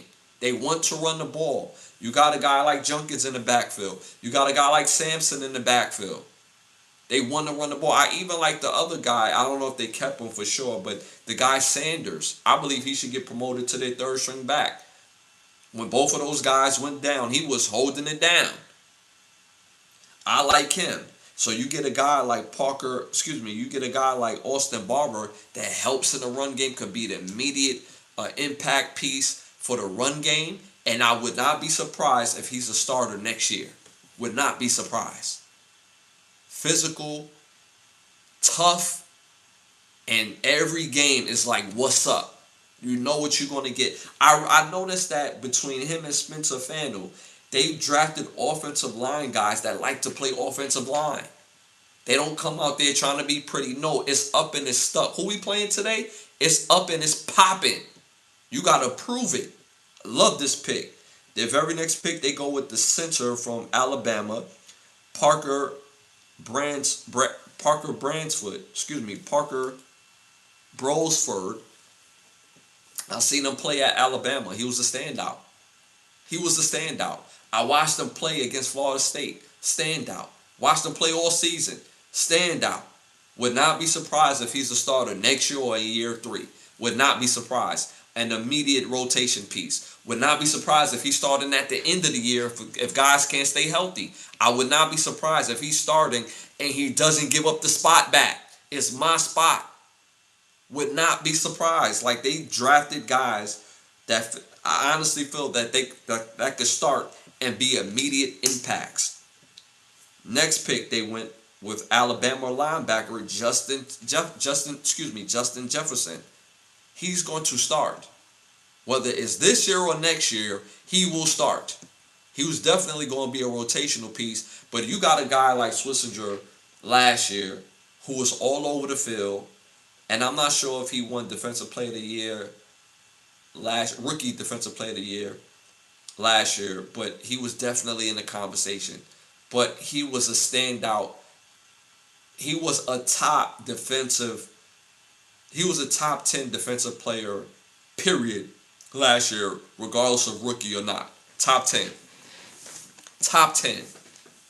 And you put a guy like Justin Jefferson, who's all over the field like him, with the same ability, same physical traits.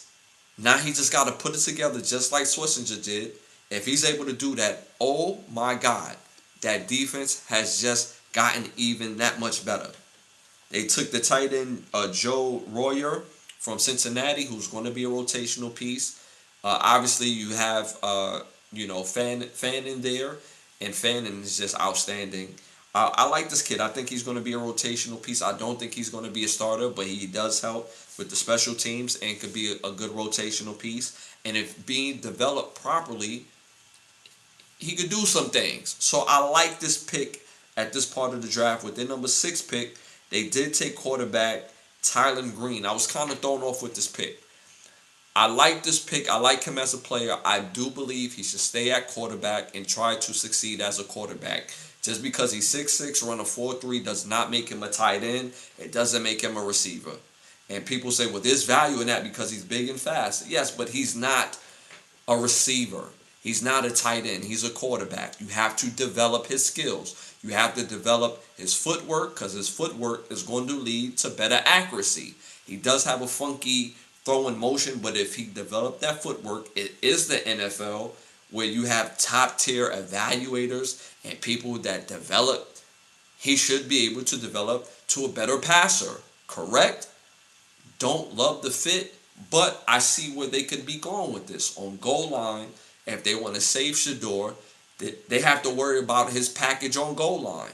You could give him the ball with 3 yards to go and run veer with or read option with Junkins. You can easily do that with a guy like Taylor Green this year.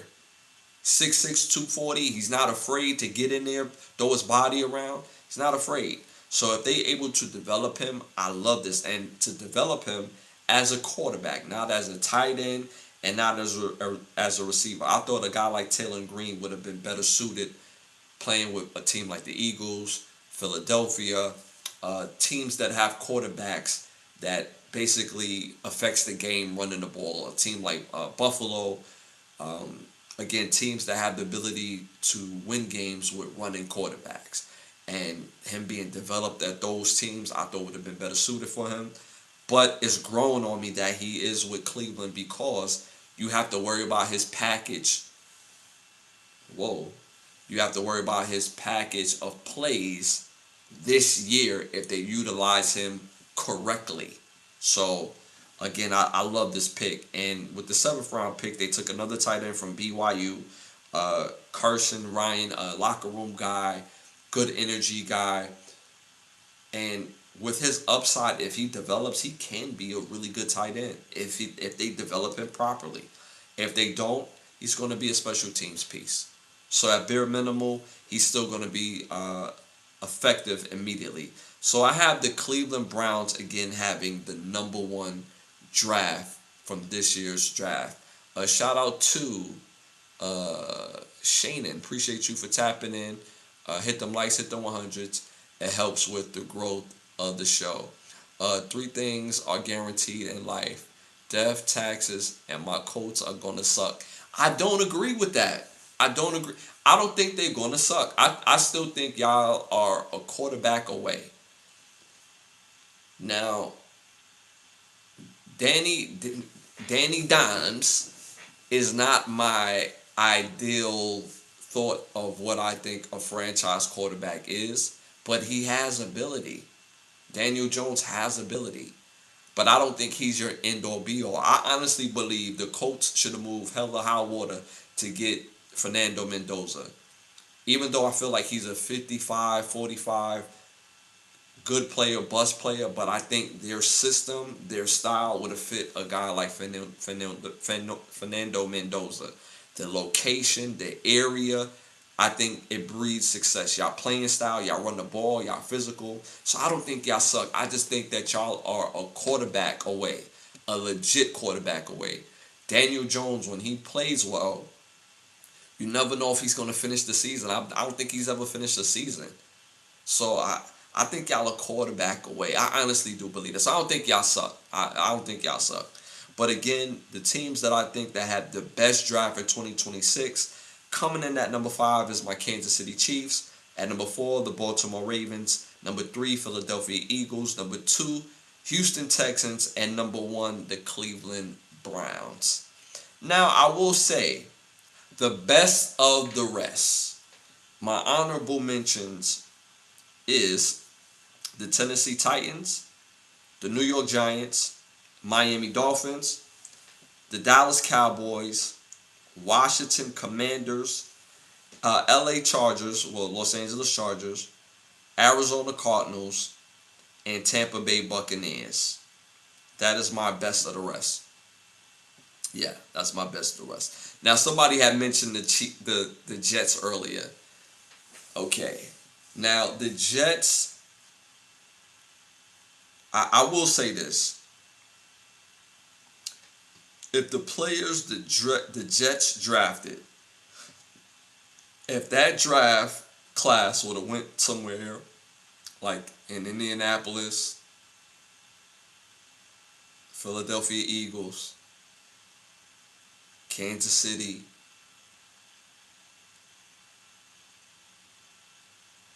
and I would even say the Tampa Bay Buccaneers, that draft class would be awesome. It would be awesome. But it's the New York Jets. It's the New York Jets. Like I said earlier in the show, the New York Jets is like the cloud on their management and on their team is like the Wizard of Oz when the Wicked Witch from the West was like running the Oz, where all the flowers was dead and anything positive, like it just dies. Like players go there with tremendous talent, and it's like they go there and their career is just like shit. And then when they leave, it blossoms. So that's what I think about the New York Jets. And mind you, I like the fact that they rebranded their logo, their uniforms is kind of clean. But their management, dude, it's not hitting. I do like the fact that they did bring back Geno, and I think he's going to be better this second time around. And I think he's going to have a much better year this year than he did last year. I do like their draft class. But again, they don't do a great job with development. They don't. It's just that simple. The guys are talented, but they don't do a great job in developing their players. It's the history of the Jets. But I'm hoping with these group of young men that they're taking, that they can make a leeway. Again, the draft class had to reflect your season. With their draft class, do you see the Jets beating the Buffalo Bills?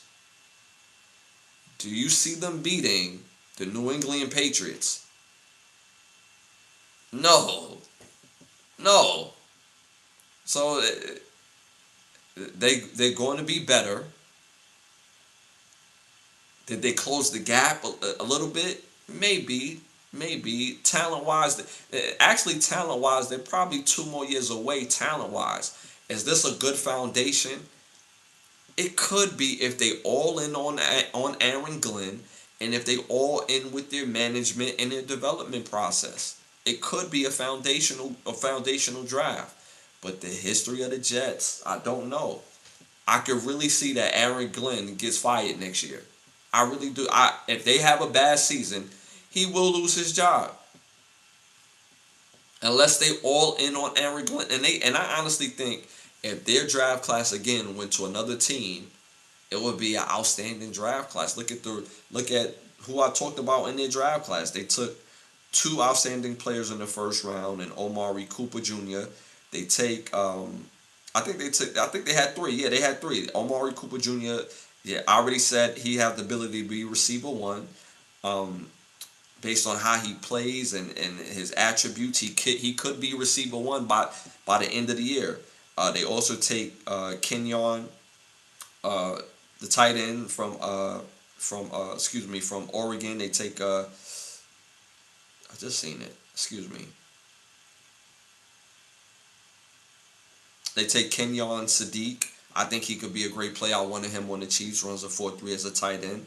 But again, it's the Jets, and they take David Bailey. He has bust potential written on him, but if they develop him properly, he can be everything that they think he's going to be. So this couldn't be a foundational draft, but are they going to develop them properly? And having a good draft, do they really compete against the Buffalo Bills and the New England Patriots? I think not. I think they struggle with the Dolphins. I think the Dolphins had a hell of a draft. I think they had a hell of a draft. So that's my best of the rest. Like I said, I had Titans as the best of the rest. I had the New York Jets as the best of the rest. I had Miami Dolphins as the best of the rest. Dallas Cowboys, Washington Commanders, L.A. Chargers, Arizona, Arizona Cardinals, and Tampa Bay Buccaneers was my best of the rest. But again, these teams are still away. They still some miles away. They still some miles away. Again, if it's your first time tapping in, this is Red Zone Rhythm. I'm your host, Ashley Lovechild, and this is our second episode. And also make sure to tune in every Wednesday and every Sunday to Kenneth Brothers Get a Rap podcast, which is the main show on this channel where we talk about everything every Sunday, every Wednesday at 10:30. So again, I love some of these other draft classes. I like what Tennessee has done. Um, Connor Tate, I don't like the fit, but he's going to be a great player. Again, Keldrick Falk, I think, again, if they develop him properly, if he wants to be great, he will be great. But he has some bust written all over him, but he could easily be a top 5 player in this draft just on talent because he pop off the tape when he's really going at it. I like Anthony Hill. I think he's a mainstay at their linebacker position. I like Fernanda Commander, guard from Arkansas. I like Nick Singleton, a running back from Penn State. I mean, they got some dudes in this Tennessee Titans, but again, it's a poorly ran franchise. Miami did a great job with their draft. I feel like they got starters within their first five to six picks. Caden Proctor is going to start. Chris Johnson is going to start.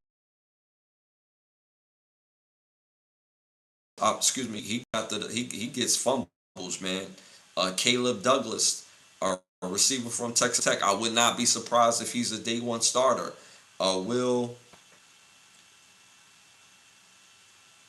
Camark, Tight end from Ohio State, rotational piece. Would not be surprised if Chris Bell is a day one starter or a rotational piece from Louisville. Would not be surprised if Trey Moore from Texas, edge from Texas, is a rotational piece or a starter next year. So I think they had a really good draft. Shout out to Kappa in the building, my dog Kappa. Appreciate you for tapping in, man. What up, people? Yeah, this is the second episode of Red Zone Rhythm where we talk football all the time. And again, I appreciate y'all for tapping in. This is the draft edition. So again, I think some of these teams had some really good drafts. Dallas Cowboys had an amazing draft. They had an amazing draft. I just don't have them top five. But their draft will help them get to the playoffs. Their draft helped them shore up that defense. Again, a steal. One of the steals in the draft, if he can put it all together, is my Michigan guy, Jayshon Braham, excuse me, Jayshon Brahmill. His physical stats stands out. He wore number one at Michigan. He was like 6'3", 6'4", 225, 230 pounds. And he has all type of ability. He's fast. He actually plays well in coverage, and he comes up and make tackles. I mean the Dallas Cowboys could really be a force. I like Devin Moore, the cornerback they took from Florida. I like Drew Shelton, the offensive tackle from Penn State, physical. I like where they went with the draft, man. So some of these teams really did themselves a service in the draft. And Tampa Bay Buccaneers, day one starter, in my opinion, is Reuben Bain Jr. Day one starter, in my opinion, by the end of the year, I should say. I wouldn't say day one, but at the end of the year, Josiah Trotter should be a starter. Ted Hurst, receiver from Georgia State, he has ability out of this world. He could be a starter next year in his second year. I'm so big on. I hope I'm saying it right. Kayante Scott. He could be a second year starter. He has such ability. Ball hawk, physical, and about that life. Straight from Miami, he's going down the road to Tampa. I really like their draft class. They took a big guy in DeMarcus Camphart, big dude from Clemson. Big dude. He's a huge dude. You put him next to Vita Vea, dude, like where y'all running the ball? And you free up the pass rushers on the outside. I mean, I like Tampa's draft. Tampa easily could have had the 6th or 7th best draft in this year's draft class. So I really like this year's draft. And, hey, man, it's going to be an interesting season. And I like these picks because these are the type of guys I expect to be healthy towards the end of the year. Who's winning the AFC West this year?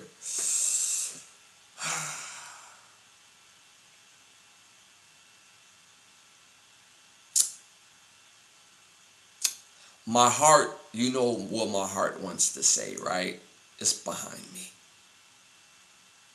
It's behind me.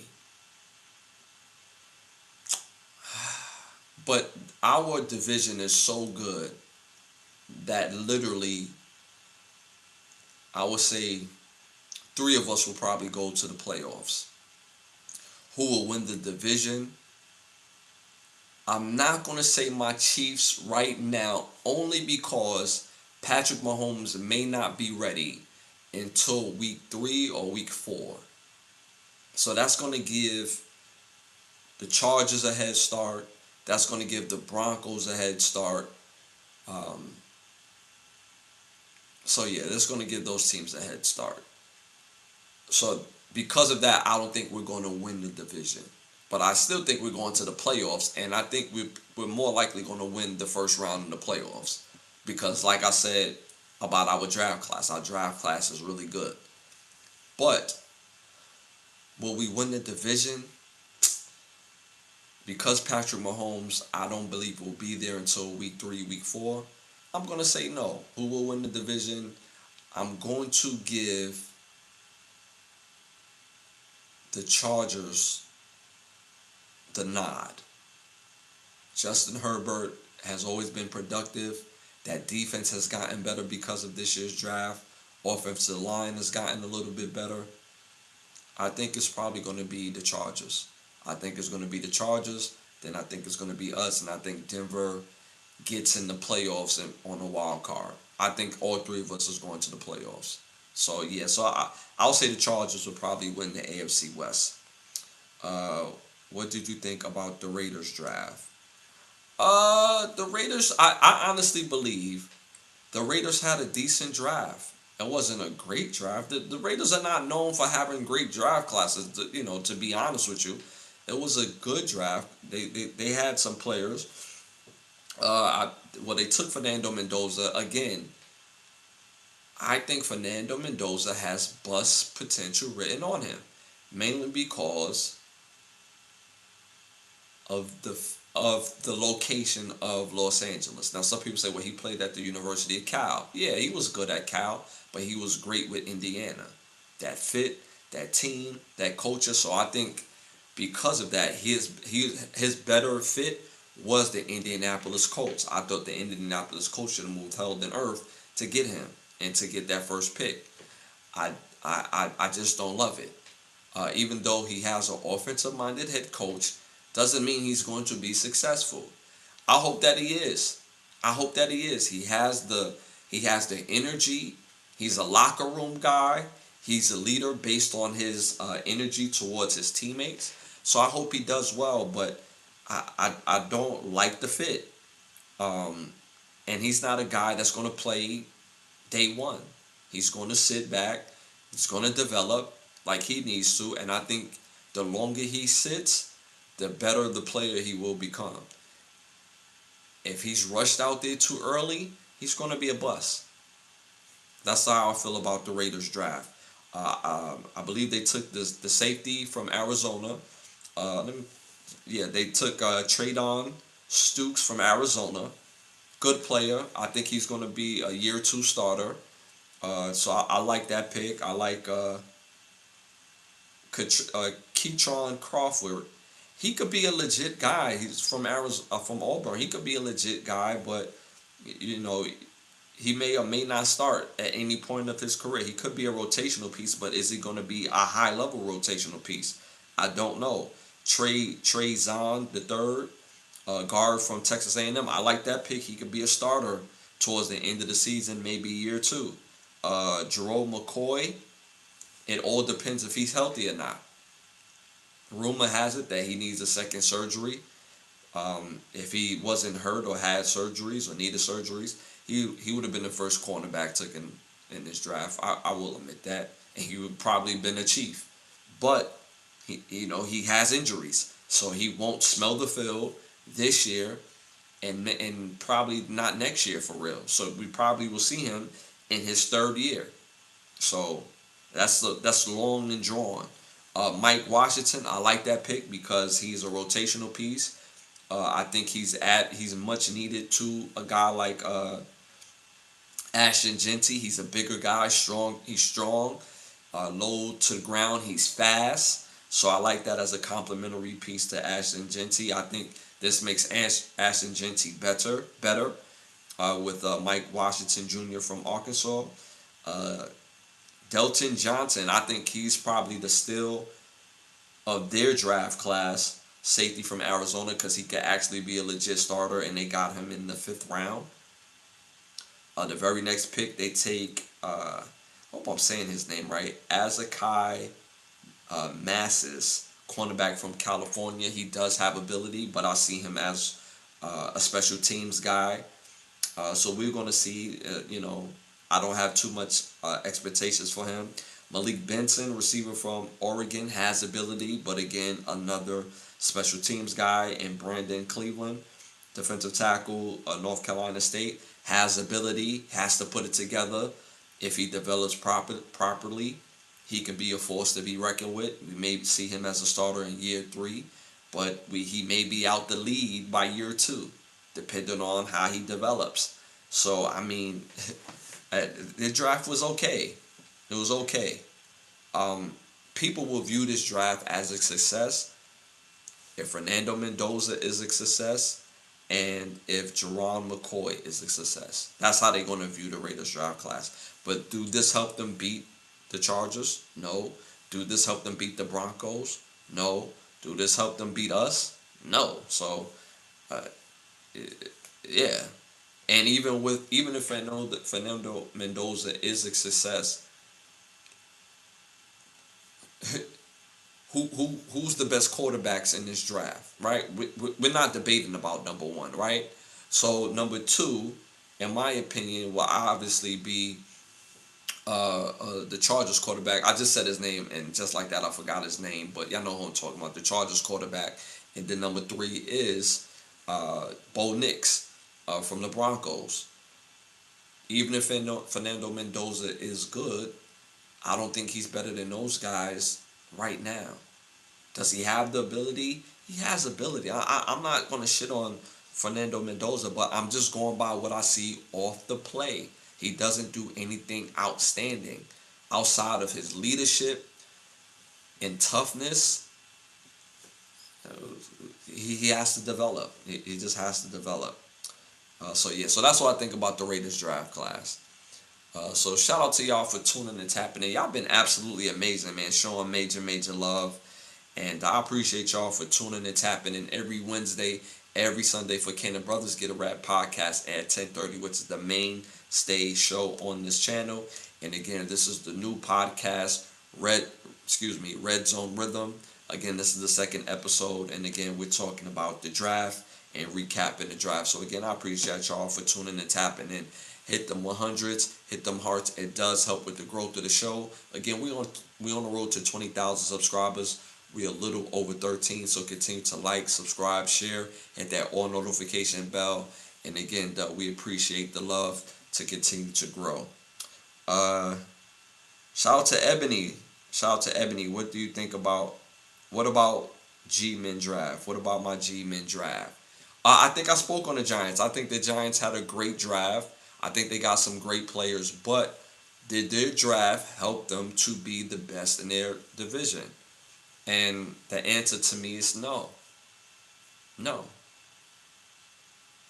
With their team presently constructed, can they beat the Eagles? No. Presently, right now, they're in a dogfight with Washington and they're in a dogfight with Dallas. Simple and plain. Now, do I like the potential? Yeah, I do. I think the Giants had a good draft. I think they could have had a better draft, in my opinion. The where I think they could have had a better draft is with their second pick in the first round. Francis Monagoa. I know I said his name wrong, and I apologize. I think he's going to be a really good player. I just don't like the fit with the Giants. I see him more as a Miami Dolphin. I don't think he's a guy, when his rookie contract finishes, I don't think he's a guy that's going to be a Giant. I think he's going to be a guy that relocates. But his play, his style of play is physical, is nasty, and he helps with the running game immediately. But you had Caleb Downs. And if you had a guy like Caleb Downs and paired him up with his running teammate in Avril or Reese, dude, oh my goodness. That defense, but people will be like, what about the offensive line? What about the offensive line? You still had other offensive line players still in this draft in the second and third round that could have affected their offensive line and could have started. You still took quality offensive linemen, or quality offensive linemen was still taken in round 2 and round 3. That's going to start, and that's going to be immediate impacts on their team. So at the end of the day, I like Francis, offensive tackle from Miami. I just don't like the fit. I thought he was a better fit with a team like the Miami Dolphins from Miami University. And I think Caleb Downs would have been the better choice. But again, I like him as a player. Mean, gritty, nasty, and will help immediately in that run game. I like Colton Hood. I think Colton Hood is an underrated second-round pick. A guy Colton Hood played with several teams. I believe he was an Auburn guy. He was a Colorado guy, and he ended his career with Tennessee. And I like him as a pick. I think he's going to be a year 2 starter, not a year 1 starter, but I think he's going to be a year 2 starter, and I think he's going to continue to develop and be a force to be reckoned with their team. I like Malachi Fields, receiver from Notre Dame. but I don't see him ever being a starter. He at best may be a rotational piece, but he can easily be out the league after his rookie contract. Um, and I hope he proves himself right, because I don't have no dog in the fight to see this guy um, not do well. I hope he does well, but again, just based on what I see. Um, Bobby Johnson Travis, D line from Auburn. That's a big dude, man. That's a big dude.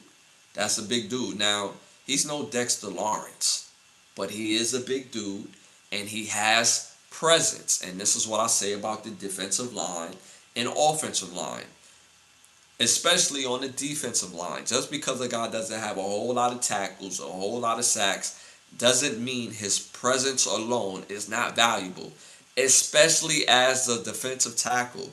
So if he is a portion of what Dexter Lawrence was, this is a success. He will be successful surrounded by all those pass rushers. The Giants have a plethora of pass rushers. Plethora. Could they beat Washington? They can. Will they? We don't know. Because Washington, they have a better situation at quarterback than the Giants. Simple and plain. That's not even a conversation.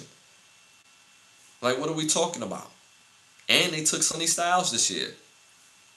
Another piece, and the defense fell off this year. But mind you, what really hurt Washington wasn't necessarily their play. They was injury ridden. So now, if you bring back everybody healthy, you add Styles, dude, that team could be different. If they bring back Fred Warner and they just want to OD on the defensive amount of talent that they have on the team, I mean, oh my God. But this doesn't put them head and shoulders, is the point that I'm making with the Giants. They also took J.C. Davis, offensive tackle from Illinois. Again, a guy in the 6th round who's going to be a rotational piece, and that could easily be a starter within the third year of his contract. Easily. He's productive, he's nasty, and he just needs development. So I like that pick for the Giants. Also, Jack Kelly, linebacker from BYU. I seen him play. Him in that linebacker room with the Giants, he's going to be good. He's going to be good. A little development, he could start. He could start sooner than later, actually. He has ability. I like his traits. A locker room guy. And again, look at that edge room. You bring in Avril Reese. You already have Abdul Carter, Brian Burns, Kayvon Thibodeau. I mean, and then some people may think, hey, Thibodeau might get traded. He might get traded, or he may get traded. So, I mean, I like their draft. I think they did a good job with their draft. But it's still also the Giants. Management, not so great. It's not so great. This is the same team that traded Saquon Barkley, and Saquon Barkley the very next year wins. He should have won the MVP, but wins the Super Bowl and was the piece to win the Super Bowl in the same division. It's the same team. This is the same team that drafted Daniel Jones, and they could have had a guy like, oh my God, Josh Allen Hines, the defensive end or edge rusher from Jacksonville Jaguars. Could have had him. All pro. Matter of fact, he made the Pro Bowl like the first 3-4 years of his career. All pro. The same team. Giants very rarely get this thing right. But this is one of their better draft classes for sure. For sure. But the jury's still out on Dart because of his playing style. He does have ability. He wasn't a standout at Ole Miss like that, in my opinion. But he's looked better as a Giant. You see his arm. You see his ability to be athletic. Would I be surprised if he's a top 15, top 10 quarterback one day? I would not. Based on what I seen last year, he has the ability, but he got to change his style a little bit. You're not gonna run over people in the NFL, dog. Slide, get out of bounds. It's cool. Your team needs you. But if he gonna put his head down and like it's up and it's stuck, it's gonna be stuck because you're gonna get hurt. So he has to change his playing style for him to be successful as a quarterback in any team in the NFL, let alone with the Giants. Again, I'm a big fan of their running back. I thought he was a standout at Arizona State. I I know his name, y'all, but again, I'm on live and sometimes I have brain farts on the name. But he's a great player. But he has to change his running style a little bit too. It's just that simple. And he could be another piece. I thought the Giants was going to draft another running back to give themselves more leeway at that position. Bring in another guy that can help them immediately. So, I mean, even in the 6th round, there was still running backs available. So, I mean, but they did get a piece. And Jack Kelly, again, I would not be surprised one day in year 2 or year 3 that he's the middle linebacker, the starting middle linebacker for the New York Giants. Locker room guy, team guy, has ability, would not be surprised. So, yeah, I mean, that's what I think of the New York Giants draft as far as the G-men.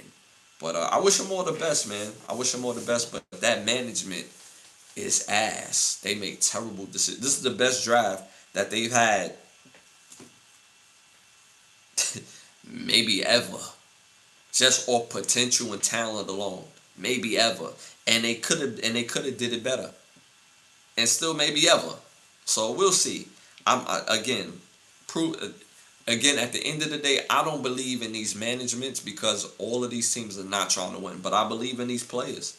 I think these players have upside. But if they develop properly, if the management is all in with these guys, then the sky's is the limit. But again, due to their reputation, all NFL teams is not trying to win. I've been saying that. It's not based on talent. Talent eventually makes it to the NFL. That's how it works. But it's not based on talent. It's based on story. It's based on storyline, what fits. It's a story to the NFL. The storyline sells tickets. It keeps the drama going. Talent eventually makes it to the NFL. But it's not based on talent. If you realize, go look it up. Even when we talk about quarterbacks, in the last 10 draft classes, there may have been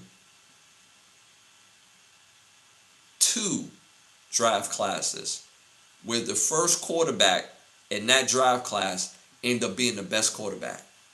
Means that Patrick Mahomes, best quarterback in the NFL, he wasn't the first quarterback taken in his draft class. Josh Allen, he wasn't the first quarterback in his draft class. Lamar Jackson, they wanted this man to be a running back.